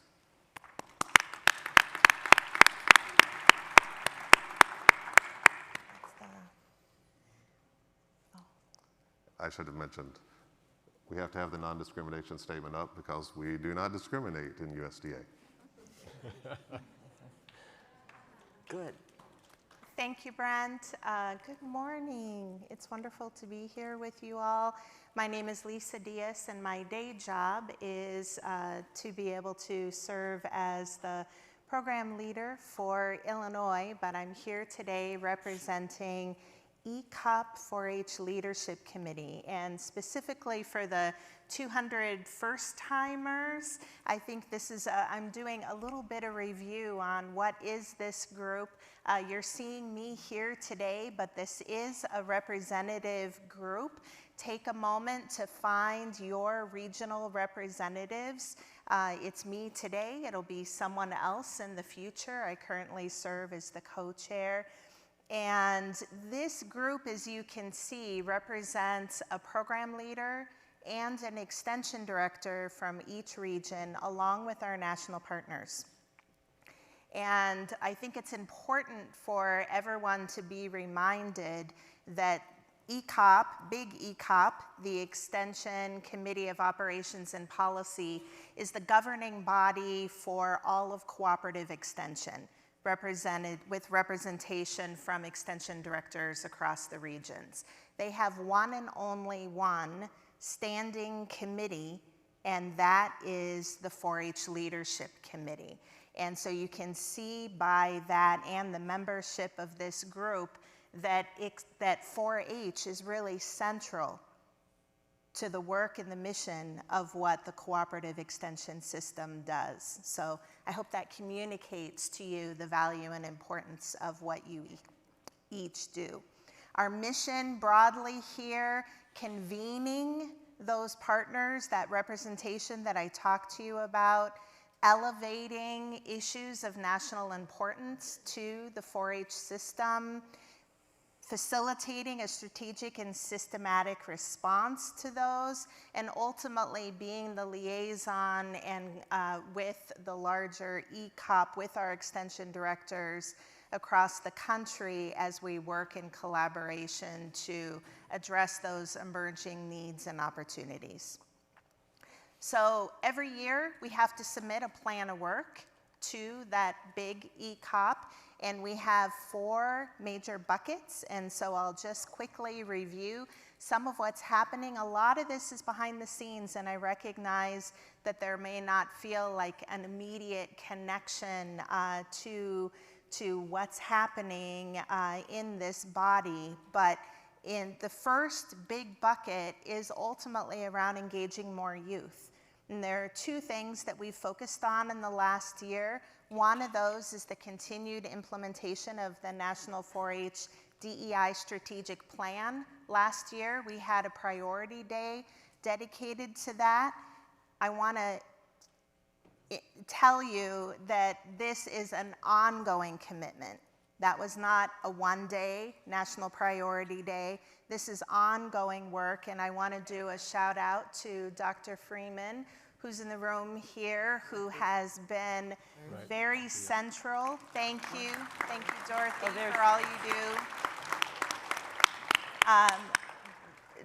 Dorothy is working with, and this is part of ECOP 4-H Leadership Committee's mission and priority, is to continue with the implementation and recommendations that have come out of that strategic plan. So we have 4 committees. Would you wave if you are currently serving on one of those implementation teams? Stand up, or, okay, we have a few here. I want to acknowledge the work that is happening. Thank you. You can see the important areas that those teams are working on. They are coming to a timing where they will be sharing recommendations for next steps with ECOP 4-H leadership team and our national partners that we will hope to share more with you about soon. The other priority in this area this year has been working to build stronger collaborative relationships across our land grant system that's inclusive of our 1862s, 1890s, 1994s, and our insular islands and territories. Our second big bucket is around governance and alignment, always looking at ways to come together to strategically coordinate in advancing our mission. And you heard me about this time last year say that we were in the final stages of hiring a part-time executive director who could help elevate and expand what we're able to do as a committee, and that is Dr. Ed Jones. We're delighted to have him joining us in this role, and we are working hard to be transparent and have open communication channels with what's happening in ECOP 4-H Leadership Committee. So there is a report. Your state program leader is your point of contact for that information. A couple things around governance and alignment. Some of you remember ES 237, and we are working on what is the replacement process for pulling together the data that reflects all the work that you're doing so that that can be lifted up to tell the 4-H story nationally, and planning to have something in place for next fall to do another call for data. And just briefly, some of the other things that come up when we do national work together, there have been some recent conversations around liability and where that's held in those national 4-H events, and that's something that you'll be hearing more about soon too. I'm blowing through my time. So real quickly, Brent helped by telling you about some of the resource and fund development opportunities. You're going to hear more from Jennifer too. But essentially, ECOP 4-H Leadership Committee, when we find out that we have this amazing once-in-a-lifetime opportunity to potentially access $60 million, part of what we're doing is spreading the word, activating, getting the system excited and mobilized to take advantage of that opportunity. And so I won't say more about this slide. And our last big bucket is building and sustaining a unified brand. We know that that's central to the role that National 4-H Council plays. You'll hear more about that. Two things. We are the body that continues to look at stewarding and protecting the 4-H name and emblem for all of our use. We also have worked on an advocacy toolkit that will be used in working with legislators as we're preparing for the Farm Bill and other important conversation points with legislators. So the last thing that I just want to say, I always love to tell people, especially who are new to 4-H, you're not just joining a program. 4-H is so much more. It's part of a national, a global network. It's a family. And that is true for all of us as well. Our keynote yesterday challenged us to think beyond labels. And I would challenge us to think beyond the geographies that we represent, our specific role, our piece in the puzzle, and to be reminded the power and what happens when we unite together toward the mission. We know that there's talent in every young person. We saw a taste of that this morning. But we know that not every young person has the same opportunity, and we are at a transformative moment to come together in advancing that mission. So I want you to know that ECOP 4-H Leadership Committee, everyone who's on the stage here, we're here to support and serve the work that you are doing, and we want you to continue providing feedback and questions. I hope you'll come say hi in the hallway, and thank you.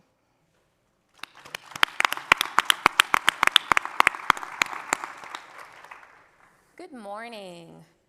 I love this slide because it hasn't always been all our partners up here today. So I am really excited that all 5 of us are here because it is a powerful message to send that everybody is present and everybody is here.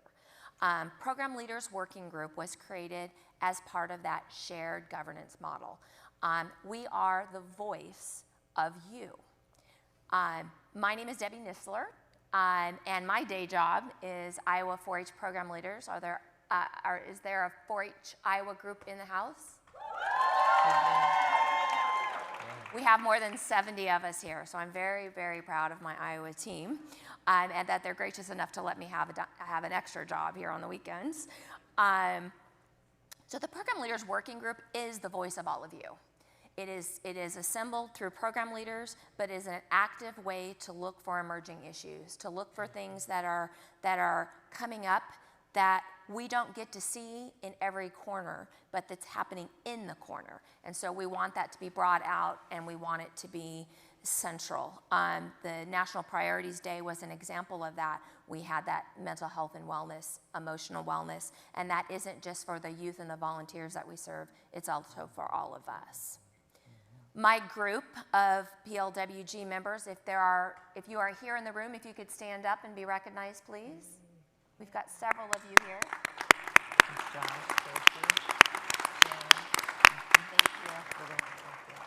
We have 2 members from each of the regions, as well as our NIFA and council partners. We are very grateful that they take the time.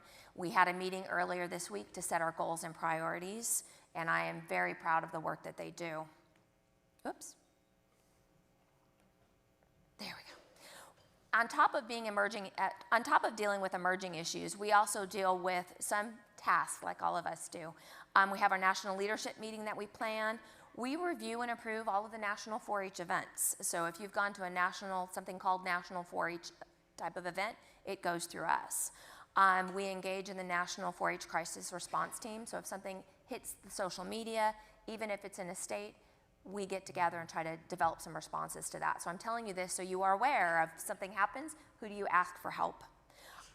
We partner with ECOP 4-H for consistent communication.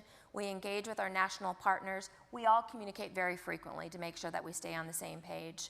And then the real work happens with those chartered committee work and review emerging needs. Oops, where is my list of committees? Hold on.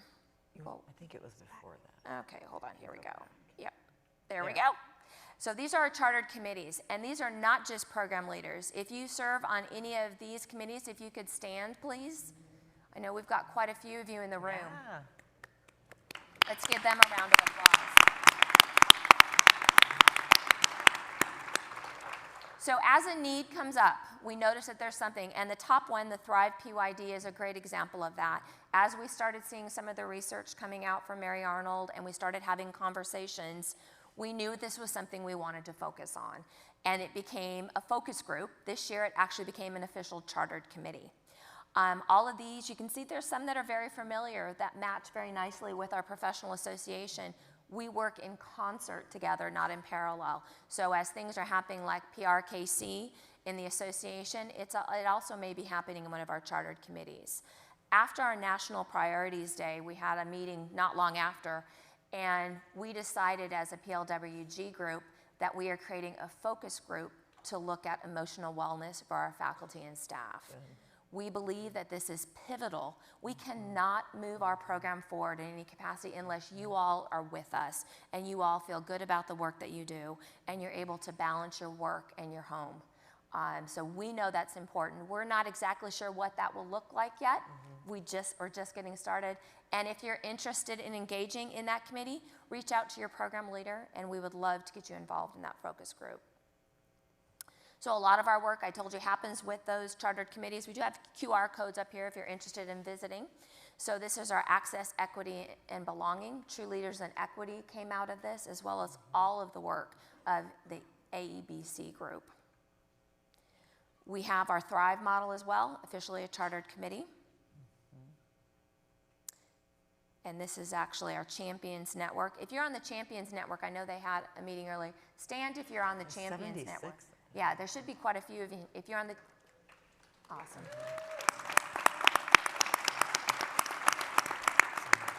Again, that's so reflective of we don't want to work in isolation. We want to make sure that those voices that are working on there are heard and a part of the process.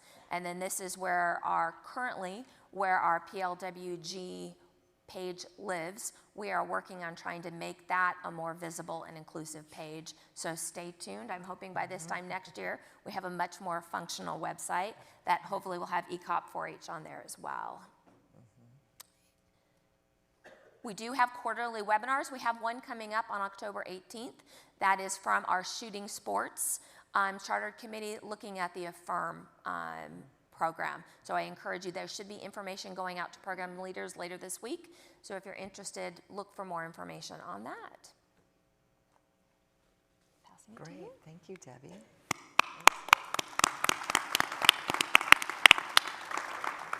Well, if I haven't had a chance to meet you, I'm excited to do that. My name is Jennifer Sarangelo. I'm humbled and honored to be the CEO and president of the National 4-H Council. We're the nonprofit partner, 501c3 partner to Cooperative Extension's 4-H program and to USDA. And we're very honored to play that role. We were created by Extension back in the 20s, really, for doing things that were needed outside of the land-grant universities and that crossed state lines and that could partner with USDA. So we're continuing that tradition. This is actually 4-H's 120th birthday. If you hadn't thought about it, this is a really exciting year, 120 for 4-H. And we've been trying to do our role in telling the 4-H story and all the other things that you see us do. So let me tell, oh, I'm doing something wrong. I'm supposed to advance. Is that green? That one, the green one. Good. Green beans go. That's who I am.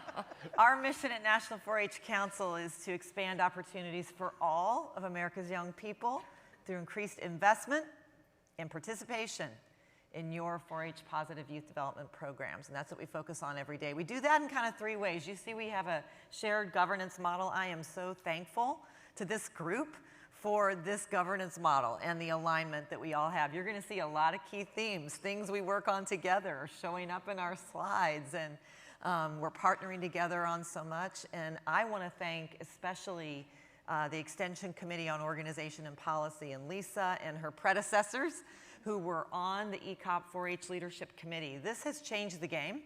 It started in 2014, and it's changed the game in that when there's a national issue, good, bad, opportunity, anything, there's a place to go. Who speaks on behalf of 4-H? We can find each other, make things happen. I'm in my 16th year with National 4-H Council, and this has changed the game at the national level, so I'm so grateful for all that you guys do in PLWG too. But our role, one of the things we've also been able to do is through an MOU, we really carved out what is each partner's role so we can really do it well, stay in our lane, get things done in advance. And that's why you see all these exciting things like $110 new million going into 4-H in the last year is because of that. But our role is really three things. We tell the 4-H story. We convene the 4-H movement, meaning youth and adults, around important issues in youth development. You'll see a lot of that. You know a lot of that. You've been a part of a lot of that. You plan a lot of that, and we put the money behind it. And finally, we create those public-private partnerships that bring new resources to cooperative extension. So that's really what we focus on. That's our strategic plan. So just a couple highlights of the convening we've been doing. We really do lean on and we derive our strategic plan from ECOP 4-H's priorities. So a lot of the things Lisa talked about, the people, Mary Arnold, Dorothy Freeman, those are funded by National 4-H Council because that's our role with ECOP 4-H, the ECOP 4-H committee. So that equity design plan Lisa talked about, a number of things, well-connected communities that many of you are involved in. But you're probably really familiar with our positive youth development youth events. That's where your kids are going. We hope those are helping you retain teens and are enhancing your program for the youth, but also for you and your own professional development of meeting others that are doing similar programs like you. We'll talk more about that in a second. And then our 4-HPYD Positive Youth Development Academies. This is a new development that we've been working on together so closely with the association, and we'll talk a little bit more about that. But this is kind of a picture of the things we do to support the priorities of ECOP, the ECOP 4-H committee. So we're really happy that this year we got to welcome back your young people to Washington, D.C. This is a picture of the True Leaders in Equity Institute. And we had about 1,200 young people coming back to Washington from 43 states, and we look forward to even more going forward. I just realized I forgot to ask the staff of National 4-H Council to stand, because I was thinking, Freeman's here, but there's more than just Freeman here. So I'm very proud of our team. We represent, those of us that are here, I represent a team of nearly 100 staff back in, well, actually all over the country now, we're working remote, and a board of directors that is so proud to be your partner. But I'd like to ask those that are here from National 4-H Council to stand. I think there's about 20 of us, and we're very proud to be here in a large group, as well as, there you guys are back there, I see you. I'm very proud to be a sponsor of this event as well. And Freeman, who's here, you guys know him from the events. There he is in the back, okay, in the red shirt. He's the one that helps do a number of these events. Dorothy is here, and she's the one that helps lead this event, so they're here too if you want to talk to them. You've already heard a little bit about our Positive Youth Development Academies. Again, Council's very proud to bring the funding to support your work in this area, the 76 champions. Thank you to Maria, who is at the University of Nebraska, for leading that. Maria, where is she back there? Good, thank you. For leading the Champions Network, and we're so excited about, I know this meeting was the culmination of the newcomers, but we'll be having 3 sort of types of those academies going forward. You'll hear more about it, but I just want to say thank you so much for all of your contributions to make that happen, and I want to honor and thank Dr. Mary Arnold for taking the leap and partnering with Council to provide this national leadership, so we're very proud of her. And you see those yeah, okay, so I gotta keep moving. Okay, so really quick about telling the 4-H story. This is the other stuff we do, telling the story, raising the money, so I'll go real quick here. So one of the ways we do that is through our social media. I know many of you are engaged in that. We started this year a This is 4-H new series that really aligns us with national cultural moments. We started with Black History Month, Women's History Month, Disability Awareness Day. We're right now in Hispanic Heritage Month, and just wanted to make sure you know you're very welcome to engage with that. We're starting to have merchandise, and we're also, if Jazz McGee, Jazz, are you in the room? Is Jazz here from our team, our social media team? Okay, she's on our social media team. She's going to be gathering a group of anyone that works in social media at your states that wants to get involved with the Nationals. So you can lean on her, and I look forward to you sharing that. I want to shout out to Rutgers for this year's STEM Science Challenge, Rutgers University with Explorers of the Deep. Very exciting. We've never done oceans. So you guys know the kids, this is really important to them. Environmental science, climate change, being climate smart, so we're really excited about this one. Thank you to all of you for buying those kits and getting those out and using it as an outreach. Really quick highlight here, I'm not going to spend too much time, but you've probably seen some of our new partners coming back. Google's back at another $5 million, which is amazing for computer science. Thank you, Dave Francis in Utah. We celebrated that in Ohio last week. Tractor Supply, we've got paper clovers in stores right now. So that's another $18 million over nearly 10 years that's going back to you guys. Very proud of that partnership. And coming up are three big things. I just want to give you a look ahead really quick.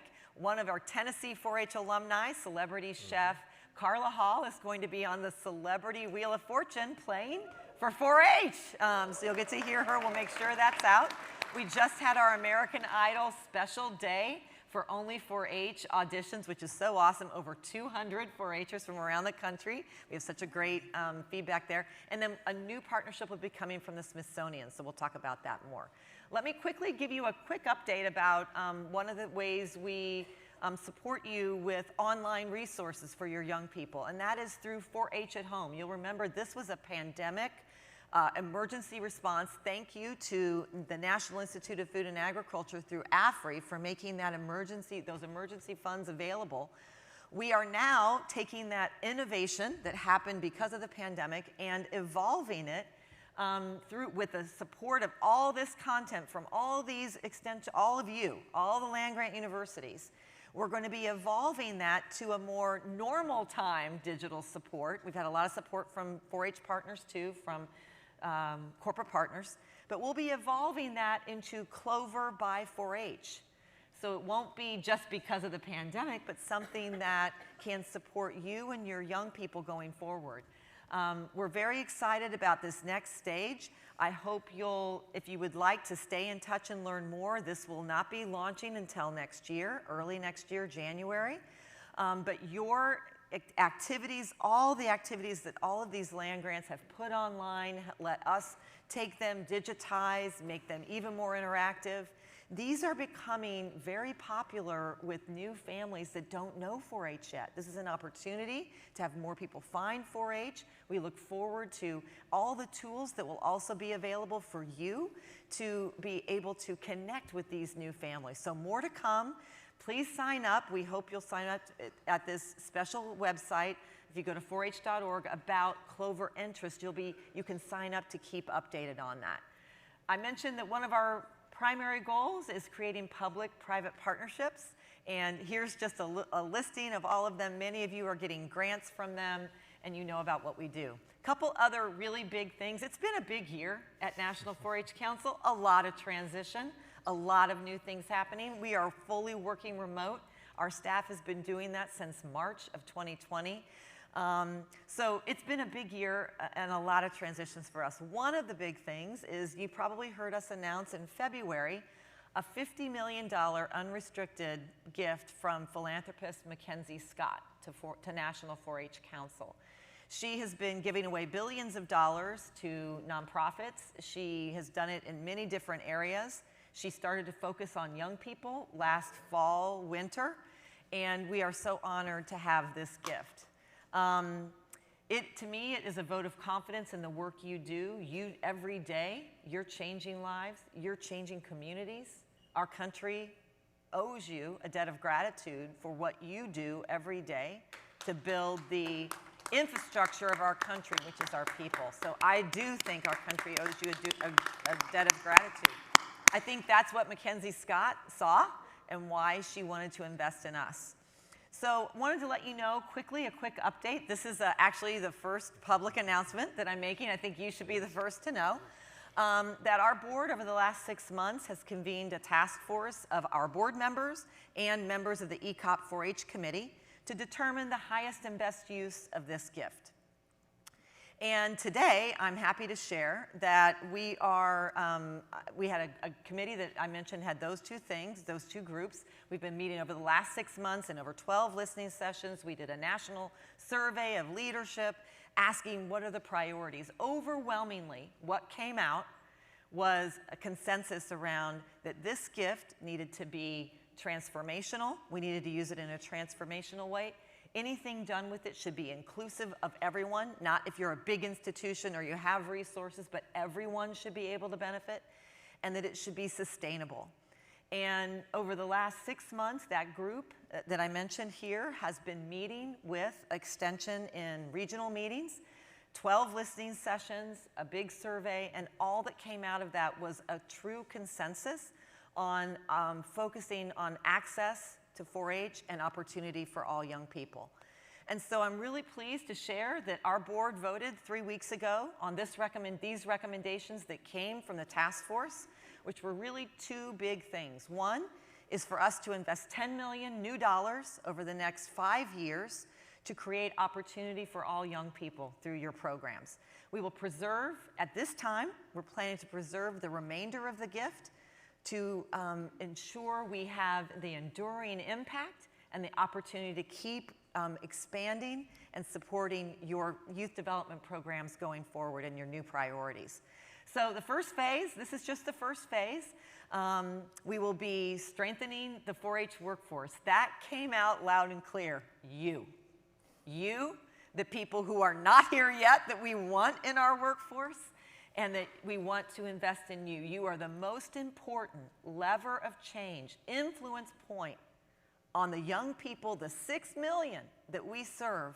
You are the most important. And we are going to be investing in that thanks to all the great ideas that came from all these listening sessions. One of the top priorities was new tools to help you recruit volunteers, new staff that meet the changing environment that we're in. It's not the old days, it's the new days. It's going to be new days going forward. We'll be supporting that.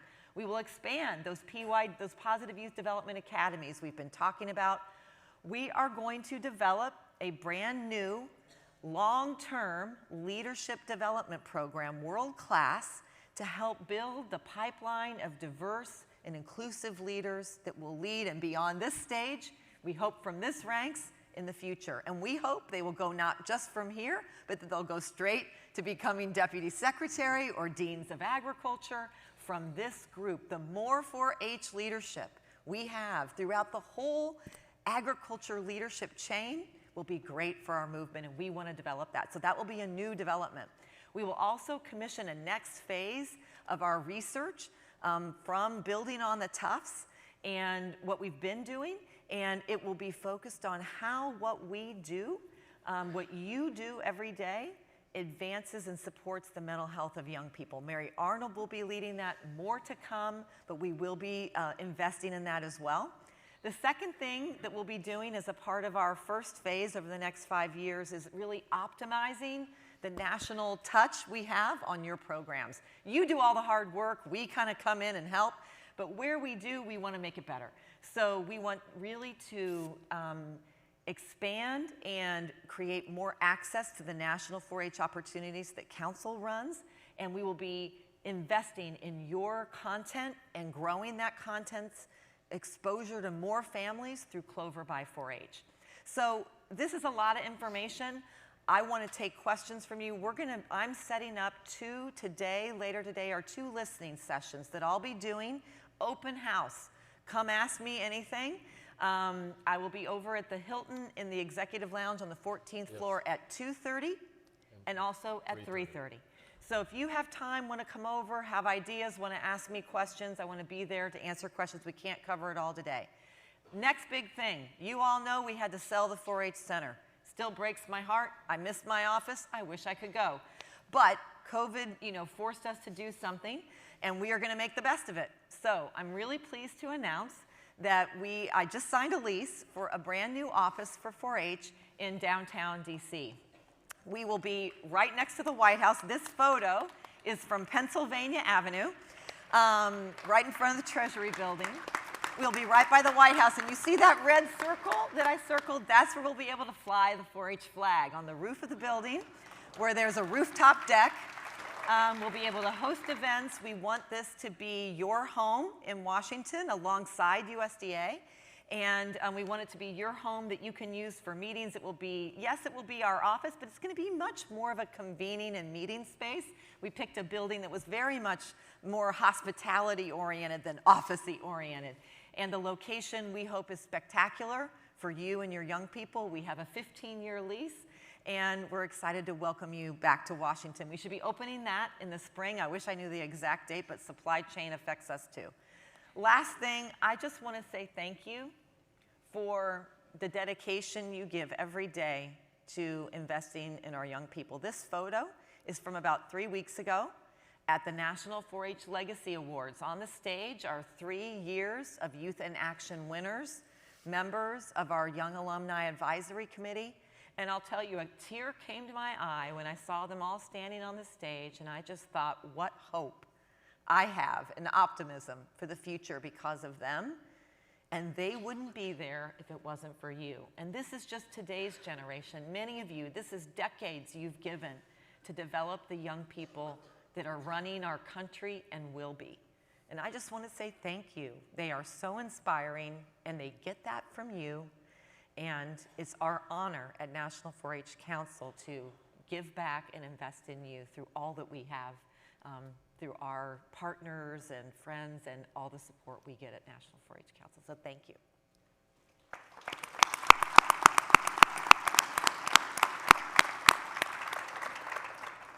So Debbie alluded to this slide, and if you want to see, there's 5 partners. It hadn't been that long since we've been at the adult table with these partners as 4-H Association members. You all know that, right?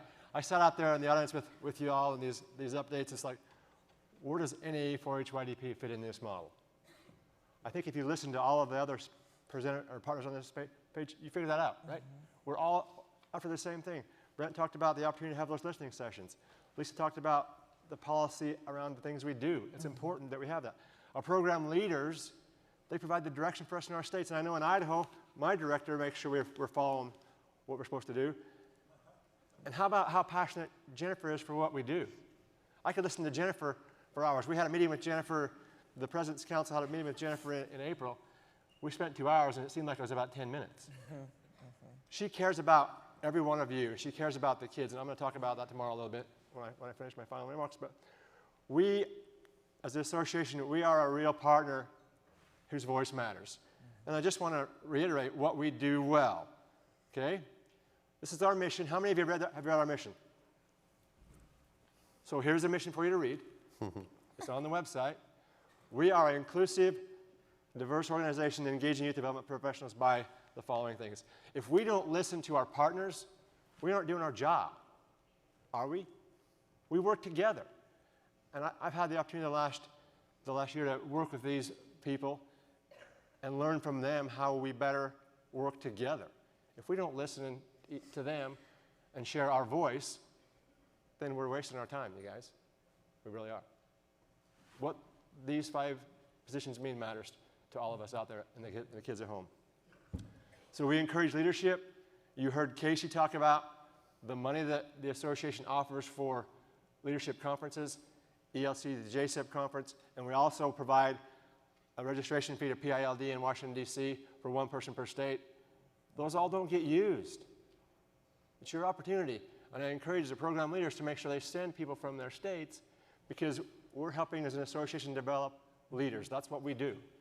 If you don't take part of that opportunity, then you're leaving money on the table that we provide back to you. It's your money, right? Use it. Use it. You know, we're continuing to cultivate those strong, positive youth development opportunities.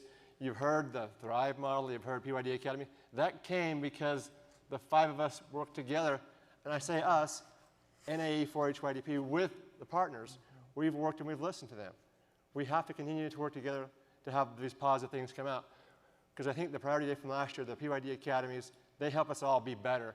So we're listening to the priorities that are coming down from USDA, NIFA, ECOP, 4-H, Direxis, and we just need to continue to work together as partners to make that happen. Our vision, to be the global leader in providing positive youth development professionals. Global leader, that's a pretty big bite, isn't it? Lisa talked about that. We have to be the global leader. We have to. Our values, we accomplish our vision and mission by our values of learning, inclusivity, excellence, and our actions are reflected in our professional standards. When you guys are here, you have a great time. We have fun, I know that. But you're also a 4-H professional representing your university and representing the people at home. Do that in a positive, professional manner. And we gain credibility from our partners if we do that, right? So just continue to be that way. The last thing, we worked on our strategic plan, And the three things are investment in people, investment in process, investment in future. And if you look at that, we are intentional and purposeful planning for engagement of prospective and current members. So a couple of things we've had a chance to do. Kaya and I got invited to be part of the 1890 4-H program leaders group. We've had a chance to meet with them every other month. We need to continue to work with them. We all have the same goals and mission at our jobs. We need to continue to work with those 4-H professionals because we all are caring about the youth. We heard that from Nikki yesterday. We heard that from Dr. Young today. We're all focused on the same thing. We've got to work together to work smarter and not harder. We also have an opportunity to be part of Falcon, the first American Land Grant Consortium. That's where the Native American universities meet. Our president-elect, soon-to-be President Craig Priester and Suzanne Bortz are going to go be part of that group. We need to work with those folks. Their young people need what we have to offer. And so we can help those professionals. We're going to do that. Investment in process, you saw that we changed our government structure to be more in tune with what's best for the association. We're going to continue to listen to you all and do what we can to move forward.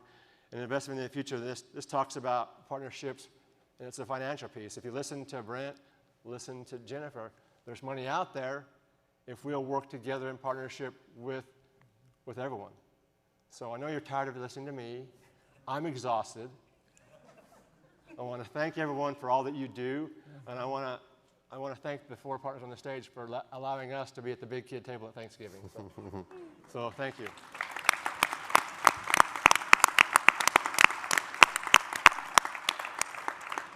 We did it. We're good. Okay, we're good. And I think Sean said cut it, so he's the stage manager, so I think we're done. The session started at 11. Don't forget, Jennifer's session's at 2:30 and 3:30 on the 14th floor of the Hilton, and enjoy the rest of the day. Great. Nicely done. Thank you. Great job.